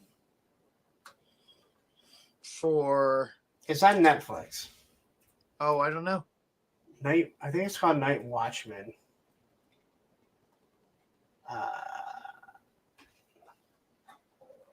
No, I'm not familiar with that one. it's on Netflix. Yeah. Let's see if this is it or not. Crazy Clowns, horror comedy from 2017. No. That's The Night Watchman. It's he's an FBI agent that all he's supposed to do is answer the phone, and he ends up getting called out. And you think he's gonna be like this super badass. He's not, but he gets thrown into a bunch of different scenarios. Night Agent, maybe it's Night Agent. That'd be funny. Night Agent. That Yeah. actually does make sense. The Night Agent. Okay. So it just got renewed for a second season. Yeah. And if you look at the guy, I mean, he's a damn good looking guy. He's in great shape, you know. He almost looked like Alan Rickson or whatever his name is. Yes, but much smaller. Yes, much smaller. Much smaller. Like almost every human being in the world. Would be much smaller. Steroids. Yeah. That dude got huge for his Reacher role. Yeah, I saw someone calling him out, him saying like, I don't know how I put on so much weight. And he's like, I know how you did it. Yeah, I mean, come on. I mean, you know, whatever. But the Night Agent is basically there's like if there's an issue with the FBI or the CIA, I forget what it is, they call this number. And it's supposed to be, you know, like we always see. There's supposed to be specific codes and stuff. Well, he ends up leaving to go help someone when he's not supposed to. So then he gets thrown into it. Okay. But he's not a badass. So, okay. You know, it's not like, you know, it's not the what is the one with Jim Halpert in it.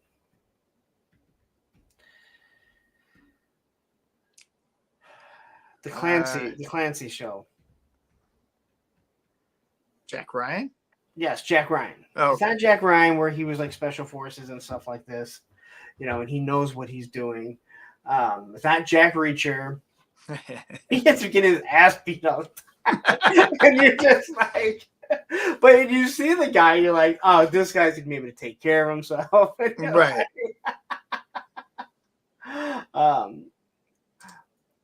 Yeah, it's a 3-star draw. I pulled it up to and didn't zoom in close. Yeah, no, if that's what you're talking about, Night Agent, he looks like Alan Rick. Is it Rickman or Rick? Rickson? I don't know. Yeah. That guy was not that big when he was on Arrow. I was gonna say, wait, it wasn't Arrow. It was Smallville. Because he was Aquaman. Yeah, because he was Aquaman in Smallville, and then he did the Hunger Games. Oh yeah, he was in the Hunger Games. He wasn't that big in that either. No, he wasn't, and he wasn't that big in the Titans live action series where he played Hawk. Yes, he was. He wasn't. He was bigger, but he wasn't that big. And then he did Reacher, and he got big, and then he did Reacher 2, and he got even bigger. He was pretty big in Titans. In Titans. He wasn't half as big as he was when he was in Reacher. I don't know. I have to watch it again. He gained 20 pounds for the role for Reacher. I'm not disagreeing with that, but I remember him being really big as Hawk and Dove. Well, he wasn't Dove, but right. I just remember Dove being really hot too. Well, of course, as it was originally written. But I also understand why he was so upset when his relationship with her didn't work out. um, yeah, he got. I'm not gonna say too big because I don't mind it. Like I've spent enough time No, with him. yeah, no, But at the same time, don't tell me you don't know how you got that big. Don't tell don't just. I don't care if you do steroids. Just don't lie. Yep. Um, Yeah, I mean, HGH, whatever it is. I mean, just yeah, you know. don't do that shit either. Don't be like, I don't take steroids, and then it's like, well, I was taking HGH, not steroids. Like you know, right? Yeah, exactly. You know, you know exactly what I meant. You know, Yeah, right. You're like, oh, didn't I see you skating the mini half pipe at Modern? No, it wasn't me. It wasn't me. And then it's like, and then you see him and you're like, I'm skating the vert ramp. It's different. Like, okay, so you know what I was talking about, right? Like, you know exactly what I was talking about. Okay. Hey, semantics are important. Yeah. Was that you in that Lamborghini? No, I don't know what you're talking about. And then you see him driving a Ferrari and you're like, it's not a Lamborghini. You're like, okay, well, it's an exotic car that goes really fast. I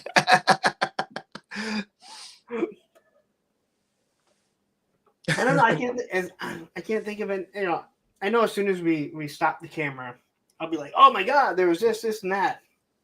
But of course, right now I can't think of anything. I've been watching a bunch of stuff. We're going back and we're rewatching Deep Space Nine. We're almost through that series again. I love that. That's my second favorite Star Trek.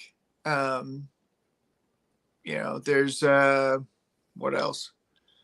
Oh, we're rewatching the Marvel movies. We're in the middle of Thor: Dark World right now.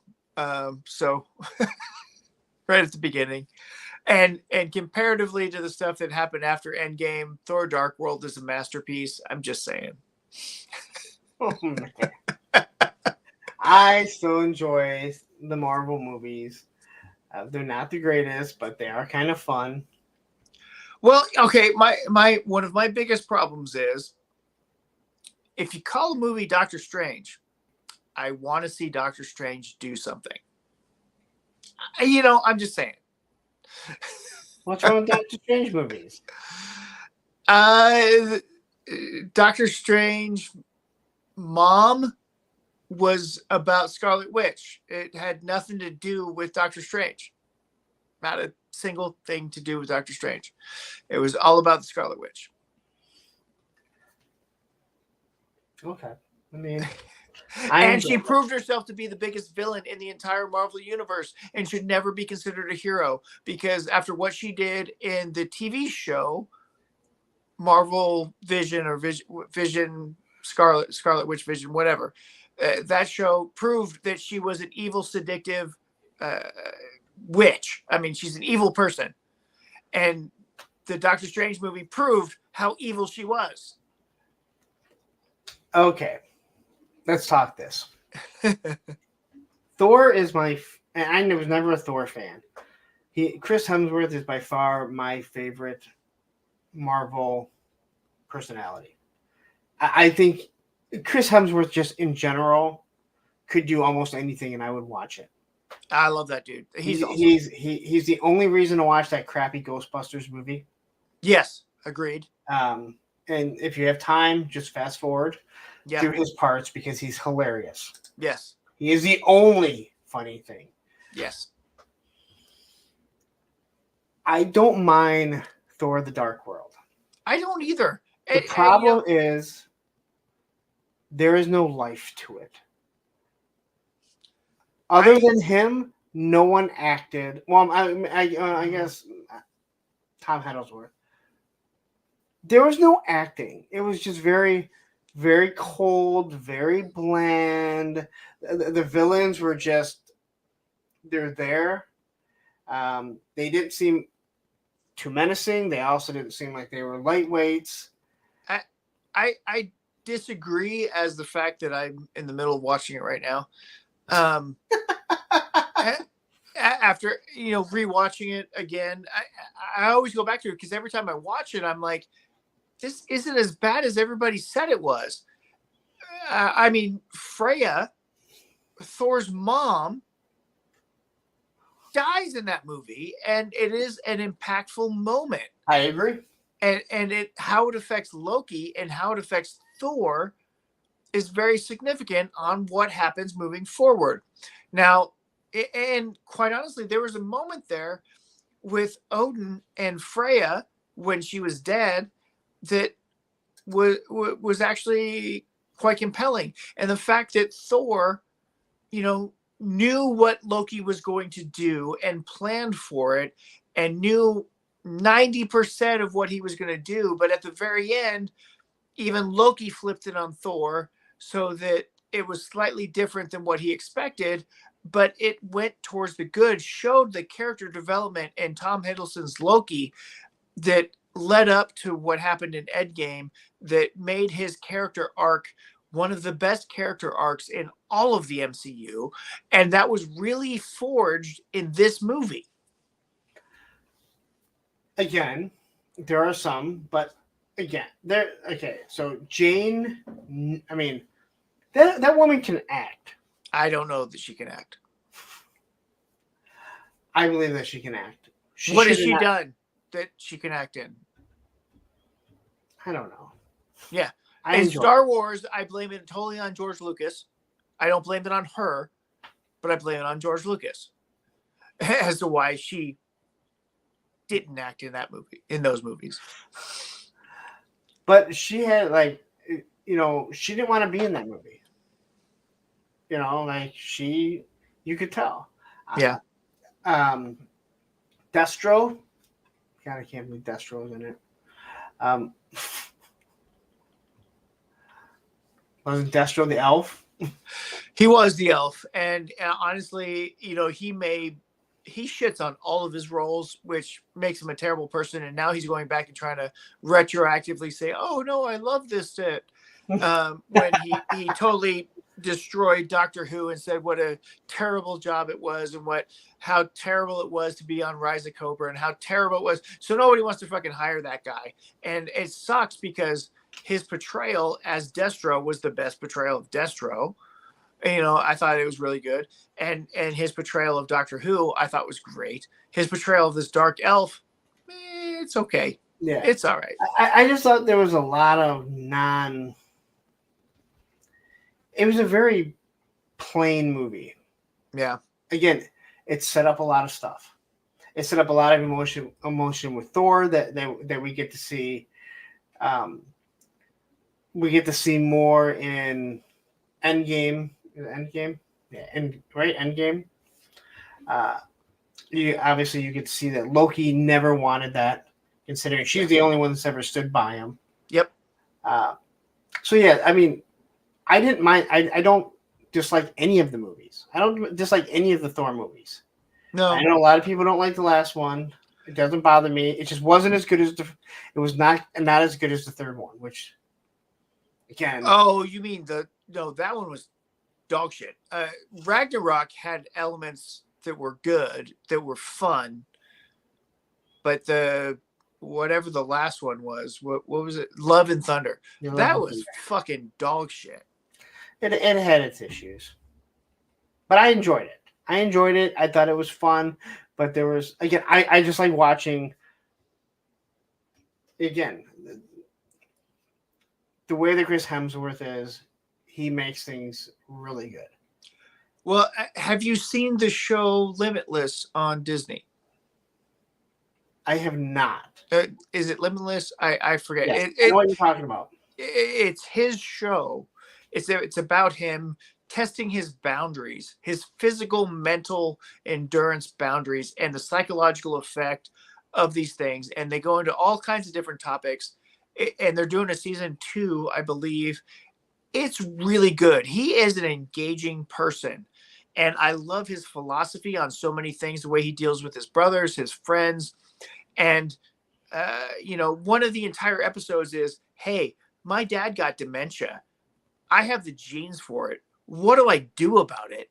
And the whole episode is about him working on cognitive behavioral therapies that will help him reduce dementia should it affect him. And they go into topics like that. That series is awesome, and I highly encourage people to watch that. And you know, he's an engaging person, so I would agree. Yeah, I agree. And in everything he does, he puts his heart and soul into. Yes. If you I know people didn't like this movie. I think it's hilarious. Was the last National Lampoon's Vacation with Ed Helms? I didn't see it. It's hilarious. I don't care what anyone says. All right, when they get the when they rent the truck and everything that goes wrong in the truck, if you don't have tears in your eyes, I'm not sure if you like somebody. But he's in that, and he's hilarious because he's like somehow he's like the sister's like husband or something, and there's a point where he puts his foot up on the bed and like you can see how big his cock is, and it's like right in Ed Helms' face. And you can tell it's like a big sausage down there, you know. So basically, from the beginning of the stream to now, I'm saying you like movies with guys' cocks in it. So I happen to notice that Kids in the Hall came back. What? Where? When? I believe it's on Prime. Holy crap! I gotta find that. I love the Kids from either late or early 2020s, maybe late 2010s. And you get to see cock in that too. Oh shit! Which is not something I was expecting. But hey, if you know the people that are involved with that, you should know that would be coming at some point if they could if they could get away with it. But they're very old. Yes. And none of them are in good shape. No. But what's funny about the new Kids in the Hall, and it might have just been the one season, is in the beginning, somebody buys the movie that they did at like a at a garage sale, and the curse is now broken because it finally broke even, and they can start making more. It's hilarious. It's hilarious because they're basically telling you, yeah, the movie sucked. We shouldn't have done it. It was stupid. You know, they're talking about who greenlit it and everything. Like it's hilarious. I just happened to catch it. But yeah, Ninja Astro, I'm not highlighting that one. Hey man, he's got a total bromance with Tony Figs, who just showed up too. So just let it go.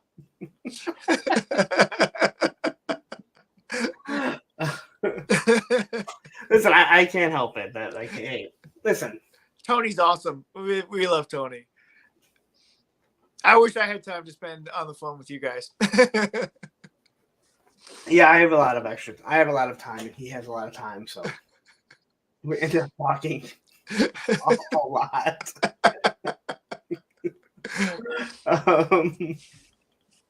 Hey, but Tony, after this Troops thing, Ed and I are talking about doing Tremors. If you have any interest, we wouldn't mind having you on for that one too. Yes, do more. You guys can do another day too if you want it. I mean, it's not like... the Thursday thing works well for me. Okay. The only other day would be a Tuesday, which you can't be on, so that works too. But no, Thursdays work good for me. I mean, physically I could be. I don't know how good I would be.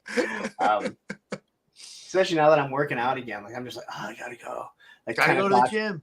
I'm rolling in the gym at like after 10. I'm like, why? Why did I do this? I don't like going in when it's too busy. Just like I'm too old. I hate going to the gym, but I'll love getting in the ring with somebody and sparring and fighting, and I'm good with that. That is, again, that's like, I mean, that's the same as I can go to the skate park. Yeah, exactly. 3 hours there because and people are like, well, that's a workout. I'm like, but it's not a workout. It's fun. Yeah. I don't have to do anything specific. And in all honesty, when I get in the gym, especially when I was younger, I loved going there. As much as I hated going there, I got in. I loved everything about it. You find the big mirror. Yes, there are big mirrors. You find the mirror that makes you look the biggest, and when you're done working out, you go and pose in it. Oh man, I had a student one time that's funny because somebody caught him looking in the mirror, and I'm like, hey, I'm supposed to be with the patient. The first gym that I ever trained at, it was huge. It was an old racquetball place. So I'm thinking like every gym is like this, where it's like down the middle, and then they have these rooms. Like, no, those rooms were racquetball courts. Like, but in this one room, they had the big mirror, and I'm sure they had other ones, but this was the one that we had found, and you knew it because if you stood in between the mirrors, you could see the difference in yourself in the one and the other. So when you're standing in it and and here they're put together, you're like, yep, that mirror clearly makes you look bigger. Yeah. Which technically it just made me look shorter and wider. But yes. But yeah, you're right about like I can understand if you do, kung fu.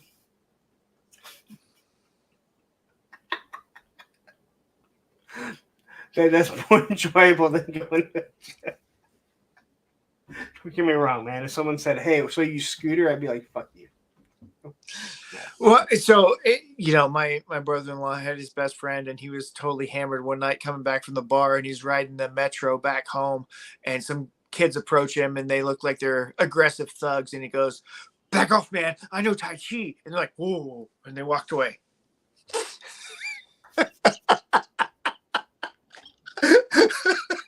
Did they really walk away, or did they laugh away?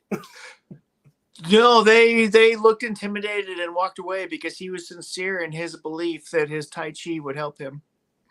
And if you know higher levels of Tai Chi, that would be true. But he didn't know anything about anything, and he was saying, "I know Tai Chi."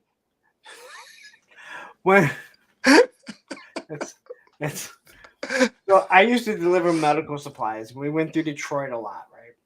And my boss never had signs on it because he goes, "I don't want to attract the wrong people." I didn't understand it at the time, but there's tanks and stuff back there, right?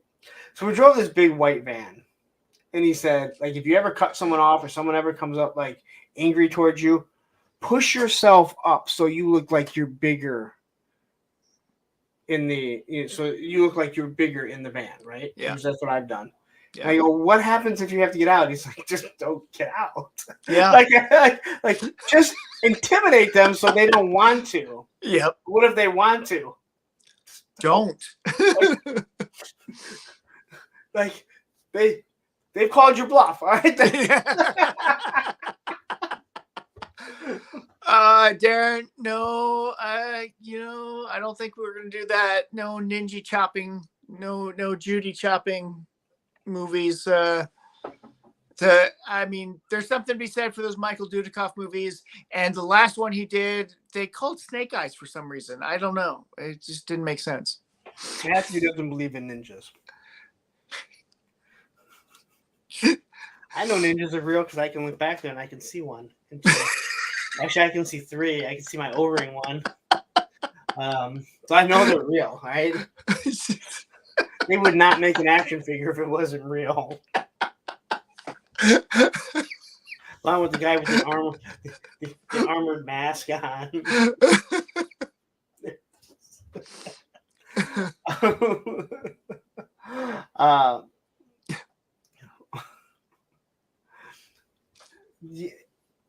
Do you not like ninja movies, or you just not like American ninjas? I like ninja movies. I like that stuff. But yeah, ninjas are fucking ridiculous. So it's funny. So I like the kickboxer movies better than the American Ninja movies, but Michael Dudikoff did some good ones. So as a kung fu master,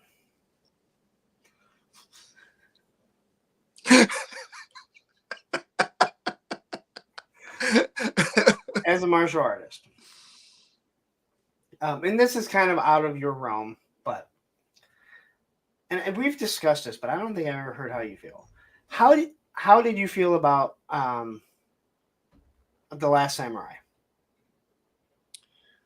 Oh, that's complicated. There's a scene in that movie that I thoroughly enjoyed because as they did the scene and they whipped around and both swords came to each other's necks and somebody said hikiwake, I said it before they did in the movie theater, and I know what it means. And most Americans will take hikiwake as meaning it's a draw. And the truth of it is hikiwake means you're both dead. So the whole premise of that movie is fucking ridiculous. If you watch Shogun, you'll get a better interpretation of what actually happened. If you read the historical text, it's a much better interpretation. This movie had some exciting elements, so I'm torn because the head of my karate organization is like, oh, this movie's great. It's got all kinds of cool stuff in it because, Westerners can do Japanese shit. And my jiu-jitsu teacher, who is the first non-Japanese person to host a Koryu, an old school Japanese martial art outside of Japan, and continue the traditions as a non-Japanese person carrying on these ancient traditions, says that movie's utter bullshit because it fucks history in the ass like Braveheart does. So on one aspect, I kind of like the movie because it's kind of cool to think about those types of things, but you have to know it's complete and utter fantasy. And then it's fine. That. What's that? I don't care about that. I absolutely love the movie. Yeah. I mean, I love it. And I was the same person that said, "Oh, I'm supposed to believe that Tom Cruise is a samurai." But when you realize he was a soldier that did have training with his sword, even though it's not samurai training, when you realize it's not like he's there for like a couple of days and becomes the last samurai, he does a wonderful job of integrating himself into their culture. Yeah. And he earns their respect. And then when he starts training with them. And I absolutely love that movie. And that's why I and like there's ninjas in it. And there's samurai wearing black outfits, which are kabuki theater outfits. And anyway, Did they have shorter swords? No, they don't. No.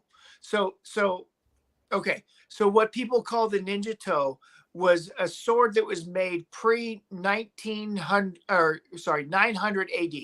It was the swords the Japanese people made before that, and they were brittle as fuck, and they broke as soon as after 948 AD, when they actually created the fucking katana.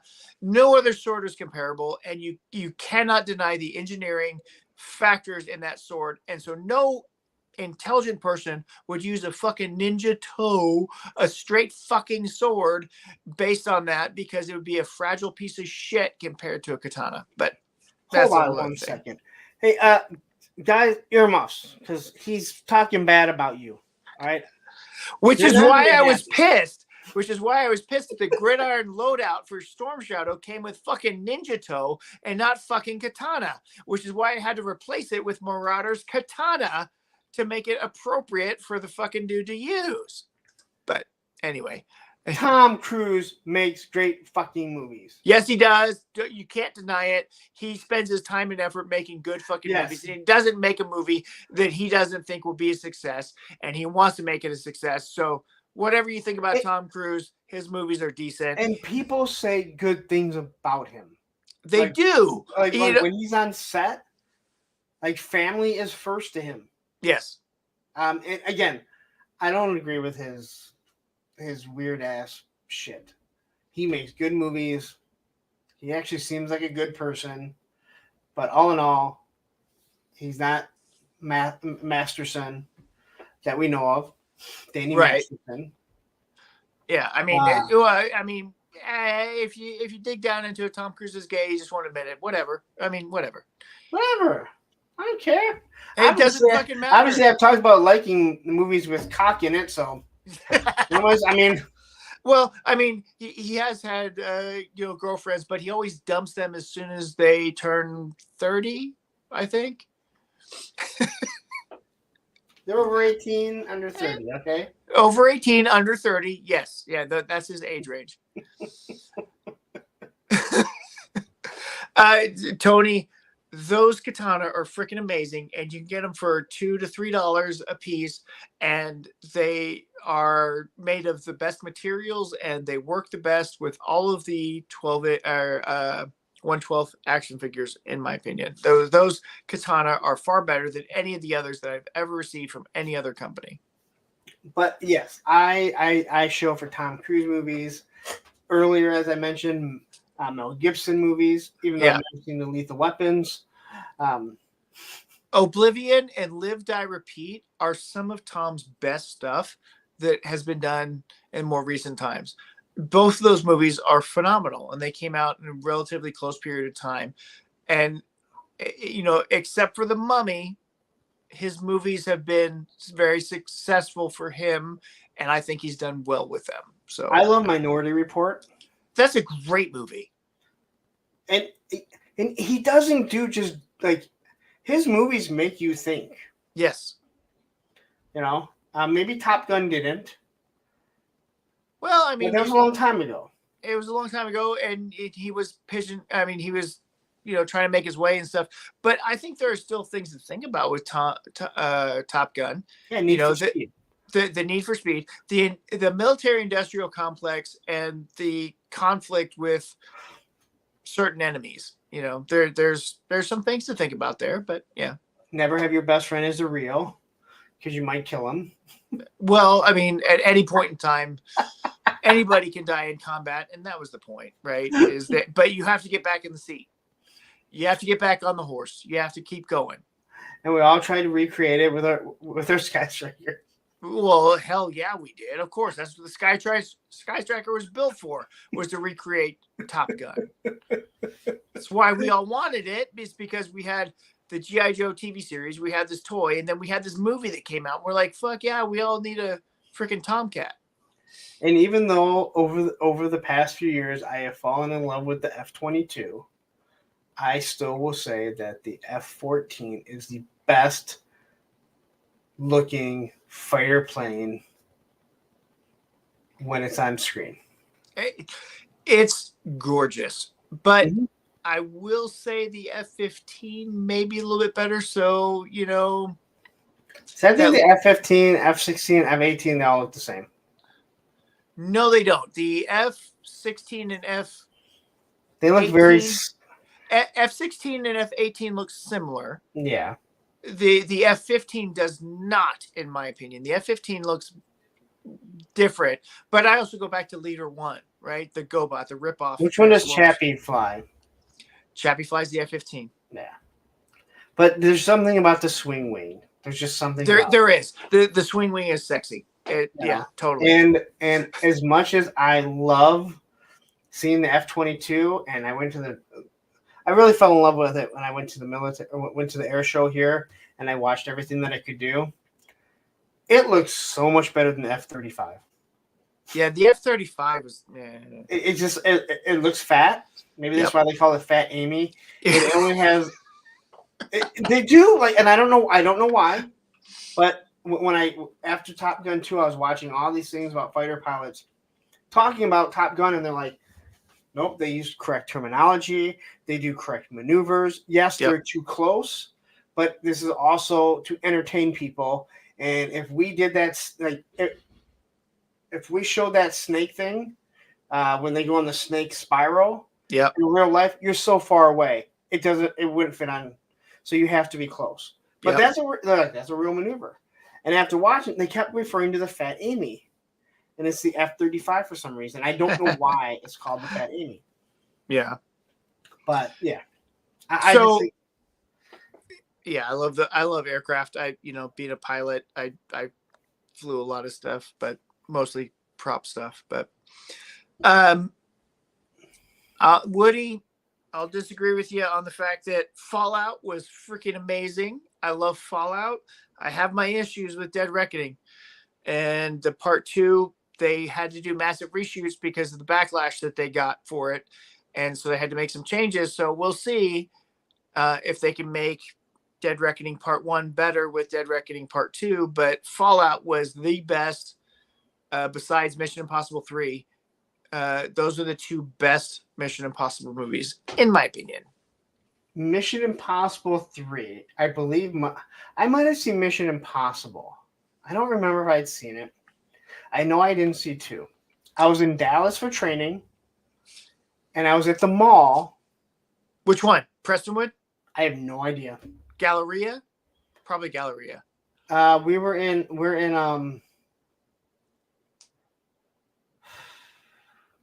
what are some of the suburbs around Dallas?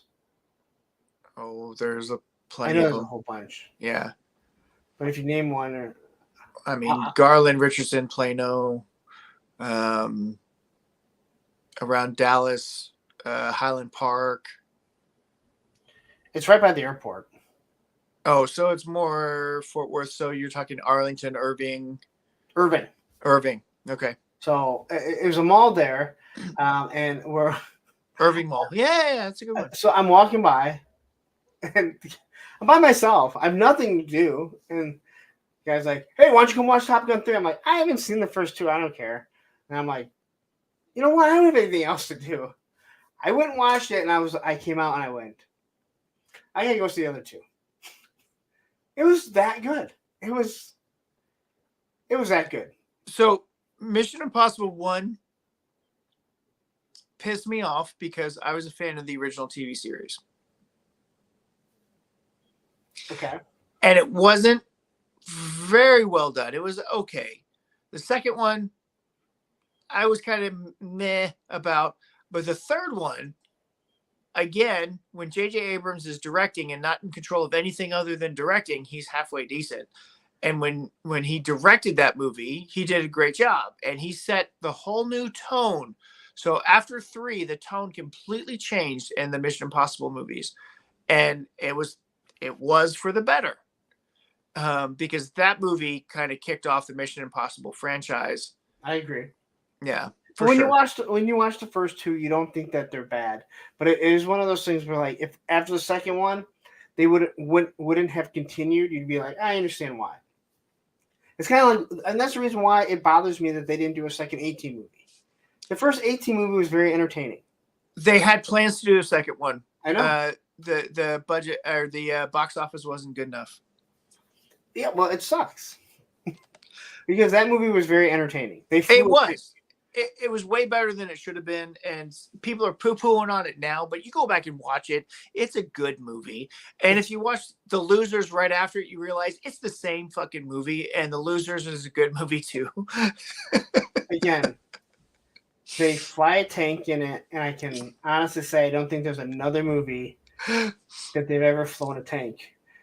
And we know they fly a tank because they specifically say, are they trying to fly a tank? Yes, they are. Yeah, and I believe that is the only movie that Quentin Rampage Johnson had ever starred in.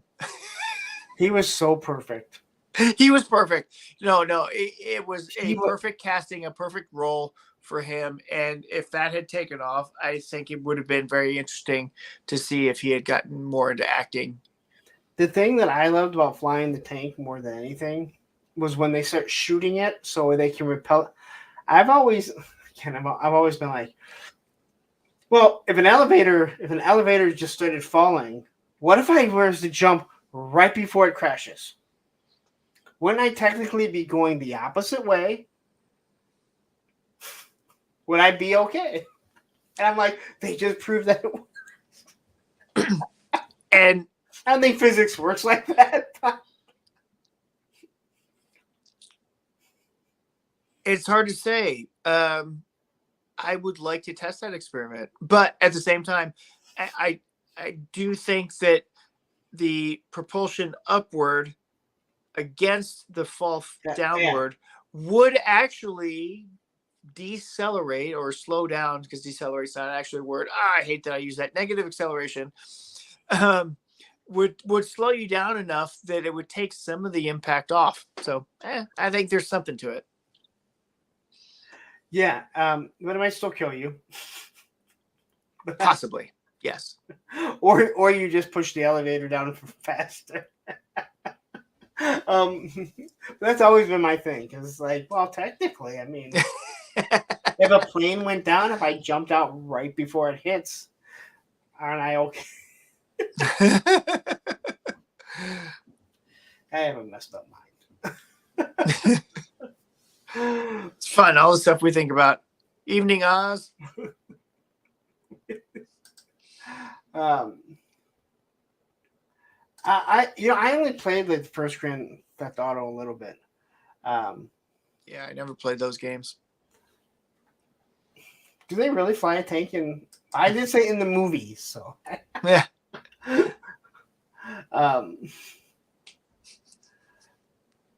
Okay. The rest of the elevator would still crumble around you and impact. It wouldn't matter, probably. You know what? Go to hell. All right. I don't have time for your logic when I'm talking about right before the elevator crashes. If I was to jump up, could I survive? What if I'm on the top of the elevator? Okay, how about that? Is that better? Yeah, well, okay, so I had the assumption, I guess he didn't. I had the assumption that you were on top of the elevator, not inside the elevator. So I had already had that thought process in my head with the physics. Yeah, I haven't really thought it through. I just figure if the elevator goes, I'm dead. All right, just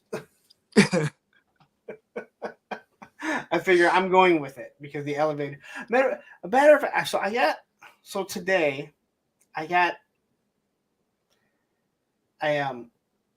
something came up. Oh, you know what is that? I saw they just put the final beam on the second tallest building in Detroit. And then, obviously, like, you think something, so all of a sudden things start popping up on your phone. And one came comparing the Abu Dhabi, Yeah, the tallest building in the world compared to the one in New York. And I'm looking at it, and it gets smaller and smaller as it goes, So I want to see what the top looks like, right? So I'm watching. So I pull it up, and there's these two guys that go there, and they go up to the top of how it looks, right? And the elevator, they're like, yeah, this elevator will take you to the top in 60 seconds. Like, you can feel the wind, it's moving so fast. And I'm just thinking, no, I'm okay with a few minute ride. I don't need anything going that fucking fast. That's supposed to stop at the top of the tallest building. I guess it doesn't go directly to the top, because technically, I guess from what I see is that it's a cylinder. You can climb all the way to the top. Like, there's a picture of Tom Cruise. Yep. Will Smith, probably right after he smacked Chris Rock, he ran up there. But yeah, it was weird to see, but I was like, I don't like heights. And you could tell the one guy also didn't. But they went on the observation deck, and he actually put his camera over, and he's like, I was looking straight down. He's like, could you guys see? Because I couldn't even, because obviously he's like, I'm just thinking like, it's this high, I would say, on me, right? Anyone could jump over if they really wanted to. I mean, well, clearly we know you're afraid of heights. You stopped growing, so I know that's. Yeah, I like, but just like they're standing by the guy didn't even want to go by the window, and he was getting closer and closer. And I'm like, wow, yeah. But like, you're just looking, and you're like, oh, I can't. Like, oh yeah, that's crazy. You don't like heights, like, and everything's like in 4K or HD, so you're like, I don't need that. Look at Jay Astro. This is now a MythBuster episode. I could be saving lives here on Punks on Film. Yeah, you never know. Mythbusters say, hey, you know what? This is what you guys need to do if you're ever about to die. Just you're jump coming up in the air. crashing down. You'll be okay. You'll be okay. hope you have something that you can, rappel off of. Yeah. But yeah, I got stuck on that whole, like, watching that whole thing, and I'm just like, oh. And then you see people all the way at the top of it, and you're just like, nope. Maybe if I'm in a plane, I'm perfectly fine. I don't even like flying, but I just don't like not being in control. But I don't get scared flying. It doesn't bother me. I can sit by the window. I just don't want to. My son won't even. He's like, nope. And my daughter's all like, I want to don't get in a Boeing 737.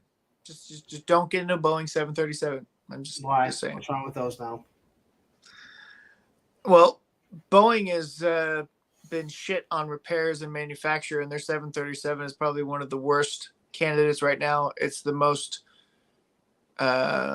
defunct plane recently. They've been having a lot of instances of crashes and mechanical failures that have stopped planes from taking off on the 737. So the 737 is kind of meh.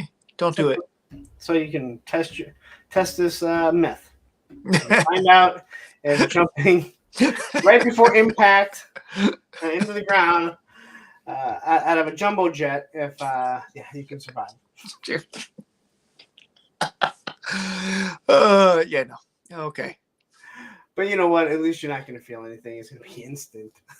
I don't think there's going to be too much that you're gonna think about. You're not going to be thinking about much. No, it's done. I do wonder how many girls would show their boobs though.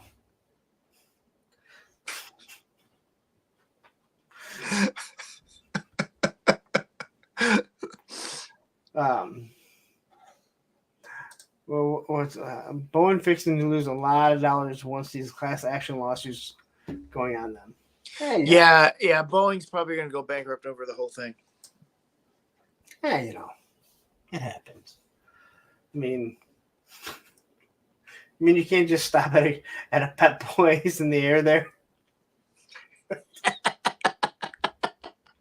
Where's that Firestone at? In the clouds here.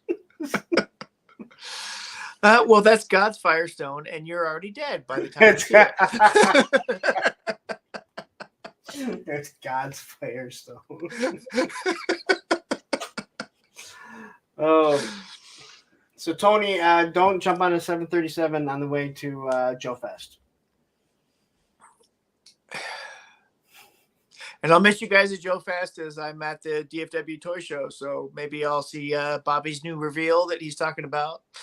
He's going to be releasing his 100th action figure on that one. And a lot of the old original G.I. Joe crew will be there talking about creating toys. And you've got Bob Breakin. If you don't go see Bob Breakin, I'm going to smack you in the face. You got to go see Bob Breakin while you're there. And Skeletron. I don't give a shit. Come on, man. You got to at least say hi to the guy who designed the Robo Skull and most of those Action Force toys. And that interests me not one bit. Now, if I was at dinner and you were telling stories, like that would interest me. But just going and getting an autograph or saying like that doesn't interest me at all. Telling Sergeant Slaughter that he's a turncoat and that he turned his back on Hulk Hogan and the USA, that interests me a little more. Did you see that post I sent you about that guy who did the Trader Sergeant Slaughter action figure for Joe Fest? Yes. So he's going to be at Joe Fest and he's going to have some of those for sale. Yeah, I might have to look into that. It looks pretty darn good. Yeah, I'd seen it before and I was like, yeah. But he's talked about that too. I'll tell you what, those Sergeant Reds, his wife, she talks about him and she's like, man, that guy loves his wife. I'm like, that's good to know. And she's like, no, when we went out to dinner with him, his wife got brought up and she's like, his face lit up. Like he just couldn't talk about her enough. I'm like, I've been single for 8+ years. Uh,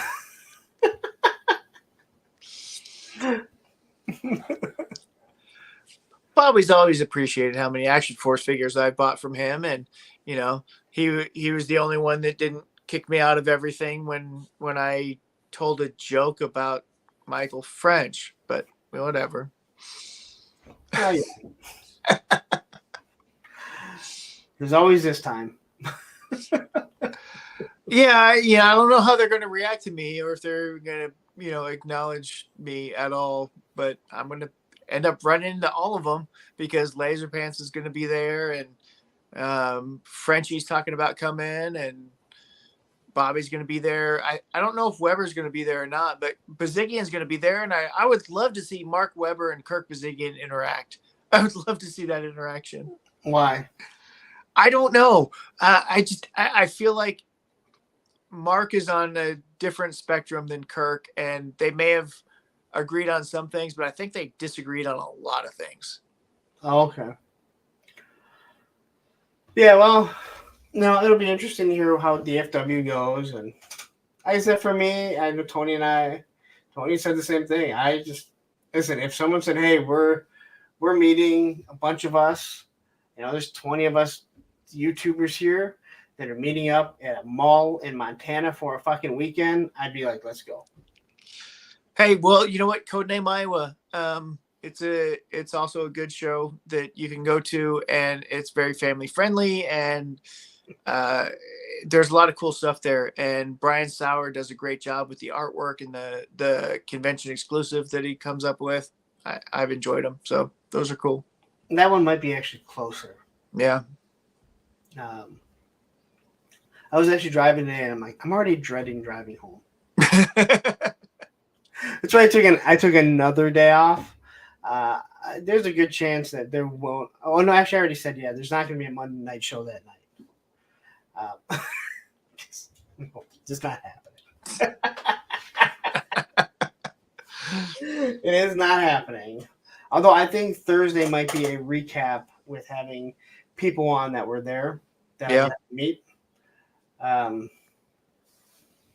already thinking that far out there. Matthew got retro blasted.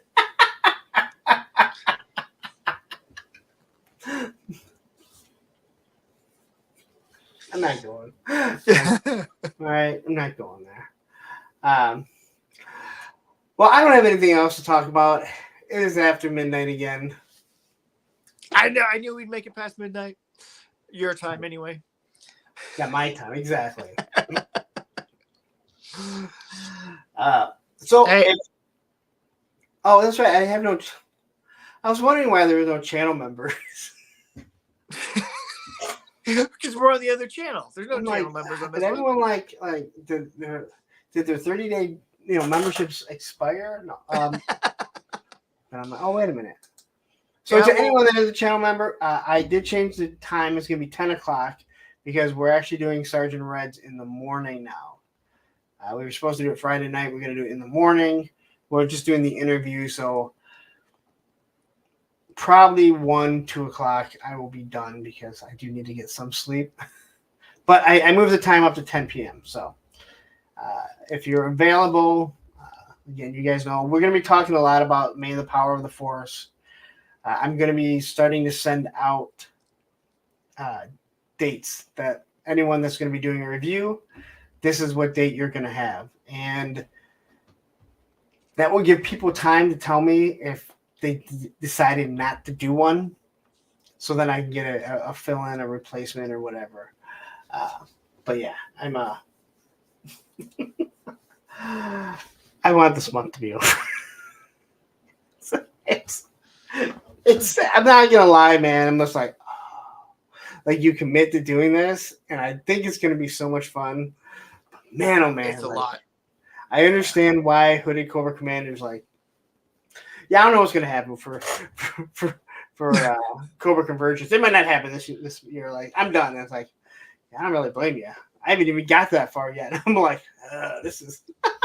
So there is somebody who, I forgot who it was, actually contacted him and wants to continue Cobra Convergence.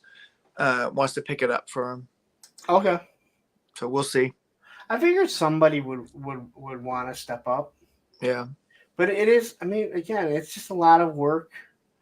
I've never been part of it. Yeah. I said I would do it this year, but now I don't really know. I don't really know what's going on, and I have my own feelings on all that as it is. Right. That I'm not going to talk about publicly, but it's going to be interesting with what they decide to do. Yeah. So I never felt like Cobra Convergence, from what I could see, was really that organized, as in like, hey, this is what I want you guys to do. Like, Well, I mean, if you followed all of it all the way through, he was pretty regimented in the people he contacted, the people that were doing it, participating, and when they'd release, so they'd all drop videos, and everybody'd go kind of pay attention and follow them and stuff. So I thought it was getting better. And maybe that's why, like, me coming into it and agreeing to do it, but not being like told like, hey, yeah, this is what I need from you. Where I'm like specifically saying like, listen, you can do a review anyway, but I'm going to tell you this is what date you're going to drop it, and this is what time. So have it done, and then if you can't do it, let me know, and I'll find someone else to do one. If I have to go buy a figure, then I'll go buy a $5 figure and do another review. Yeah, I'd rather not, but no, yeah, I get it. Ones. So a lot of moving parts and all that stuff for sure. Yeah, and again, it's not a lot of people that I don't talk to every day. Yeah, and people also will tell you they're going to do something and then they vanish. Yeah, I think we know how that goes. But I'm set. I don't really have anything else. You have anything else? No, man. We talked about most of the stuff that I'm watching. Some of the stuff I probably forgot about, but we always are watching stuff and rewatching stuff like Airbender and Harry Potter movies and stuff like that. But for the new stuff, we talked about most of that. There's a lot of stuff I like out there. You can't tell me that I'm always a hater when I do actually like stuff on occasion. Who calls you a hater? A lot of people were saying that, oh, you're always so down on everything. I'm like, well, no, I talk about the stuff I like. And if somebody brings up the stuff that I don't, I'm going to say I don't like it and why I don't like it. But nothing wrong with that. Yeah. So in 2 weeks, we are going to be talking Star Wars Troops. If you have not seen Star Wars Troops, this is all going to be part of the May the Power of the Force. So I want to stay with the theme. Look it up on YouTube. It's it may not even be 20 minutes. And it is an explanation of what happens to Uncle Owen and Aunt Beru. And understand that all of Star Wars is a mistake. I absolutely loved it the first time I saw it. Yeah. I watched it on a DVD that someone gave me to watch, or maybe even a CD. Maybe it might have even been a CD. It was so well done. If you don't know anything about it, it is a Cops parody of Star Wars. So they take the TV show Cops and they put it in Star Wars, and the stormtroopers are the cops, and they do the whole episode like an episode of Cops. It's with music awesome. And all. Yeah, it's 10 minutes long. If you haven't seen it, go watch it. And you will come out going, oh wow, Star Wars happened because of that. Like the Empire would still be in charge. Right? Like the Empire would still be in charge if it wasn't because of this. And I don't want to ruin it for anyone that hasn't seen it, even though it's 30 years old. Almost 1997. Okay, so 25. Yeah. I mean, it's getting there. Yeah. It isn't. It's not in HD. All right. It's not in 4K. But when you look at what 97, 96, maybe when they would have made it in 97. Yeah. It's a lot of work for. Well, you think about, I mean, the cosplay technology and props and things weren't readily available like they are now for the Yep. 501st and what the 501st has done. But this was kind of like the birth of that. And George Lucas endorsed it. And there's so much we can talk about it that we will. Yeah. It's really awesome. Jay Astro, thanks for being such a great member of the community. We really enjoy your input, your content, your chats. So we enjoy having you here. So thank you for coming and hanging out with us tonight. And yeah, Jay, I haven't shipped that stuff out yet. I will be. Also, I've heard you apologize before for spamming the Facebook group page. Don't. You are putting out content. You're like, oh, sorry that I'm putting out, spamming this, putting out stuff. No. You are putting out pictures of toys and stuff like that, and that's exactly what it's for. No. You haven't been spamming. No. That's interaction. That's engagement. No, I haven't seen anything that looks like spamming on that Facebook page. No. And again, have you been watching it? Like, because I don't get a chance to always watch. I know you don't. I haven't seen any issues, but the channel, the page is growing. The page is growing. I've seen a lot more people coming in and asking to join and stuff like that. The interactions that I've seen, I've liked. I haven't seen any issue with it. I don't dig down into the comments too deep. I don't have time for that right now. But yeah, no, it's been good. Because you're the only other admin. I didn't make another mod, because I don't want too many. Like, that's what you don't want too many. You have to have the right people. But it's been growing. I stopped talking about it at the end of my videos, and nobody came. And once I started again, which means people are watching to the end. God bless you, people. Well, hey, we really appreciate all those guys coming at the end. Woody, again, 222, we enjoy your commentary too. We enjoy you in the chat. Thanks for coming and hanging out with us. Tell your friends, get some more people involved. Bring them over here to the Punks on Film.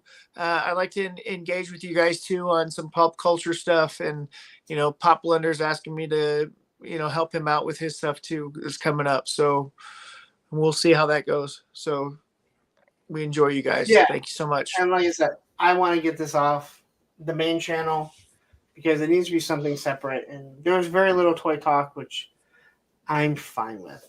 If this would have been on the other one, there would have been more than a few, questions about this and that. I didn't notice too much of that, but I guess you're a little more sensitive to it. But not sensitive as much as just noticing, because it's like, I don't want to talk toys. As I'm surrounded. So sensitive. Yes. Anyway, where can they find you at?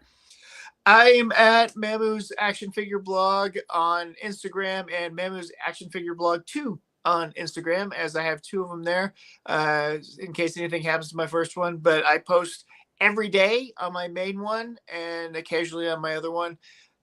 Always doing themes and collabs and different things like that. So please check that out. I really like the stuff that I've done this year, especially recently. I think I'm improving. So come say hi. All right. And you guys know where to find me. And if you are a channel member on the other channel, tomorrow, 10 p.m. is when we'll start. Probably go for 3 to 4 hours. I can't be no 5 o'clock in the morning. And then, Mondays. Pretty sure that's where all of you guys came from. Yeah, thanks, Woody. We're in discussions about stuff. Pop wants to do something, and I'm interested. So we'll see if we can work stuff out. I want to see Matthew on other stuff too. Hey, I pop on to Oz's every now and then. Matthew never wanted to be seen on screen. Yeah, that's true. When I first asked him, he said, "Well, I could probably find an icon." I'm like, "I'm not talking to an icon for hours." And then he agreed to do it, and then now he likes it. But we're gonna get out of here because I gotta wake up in the morning.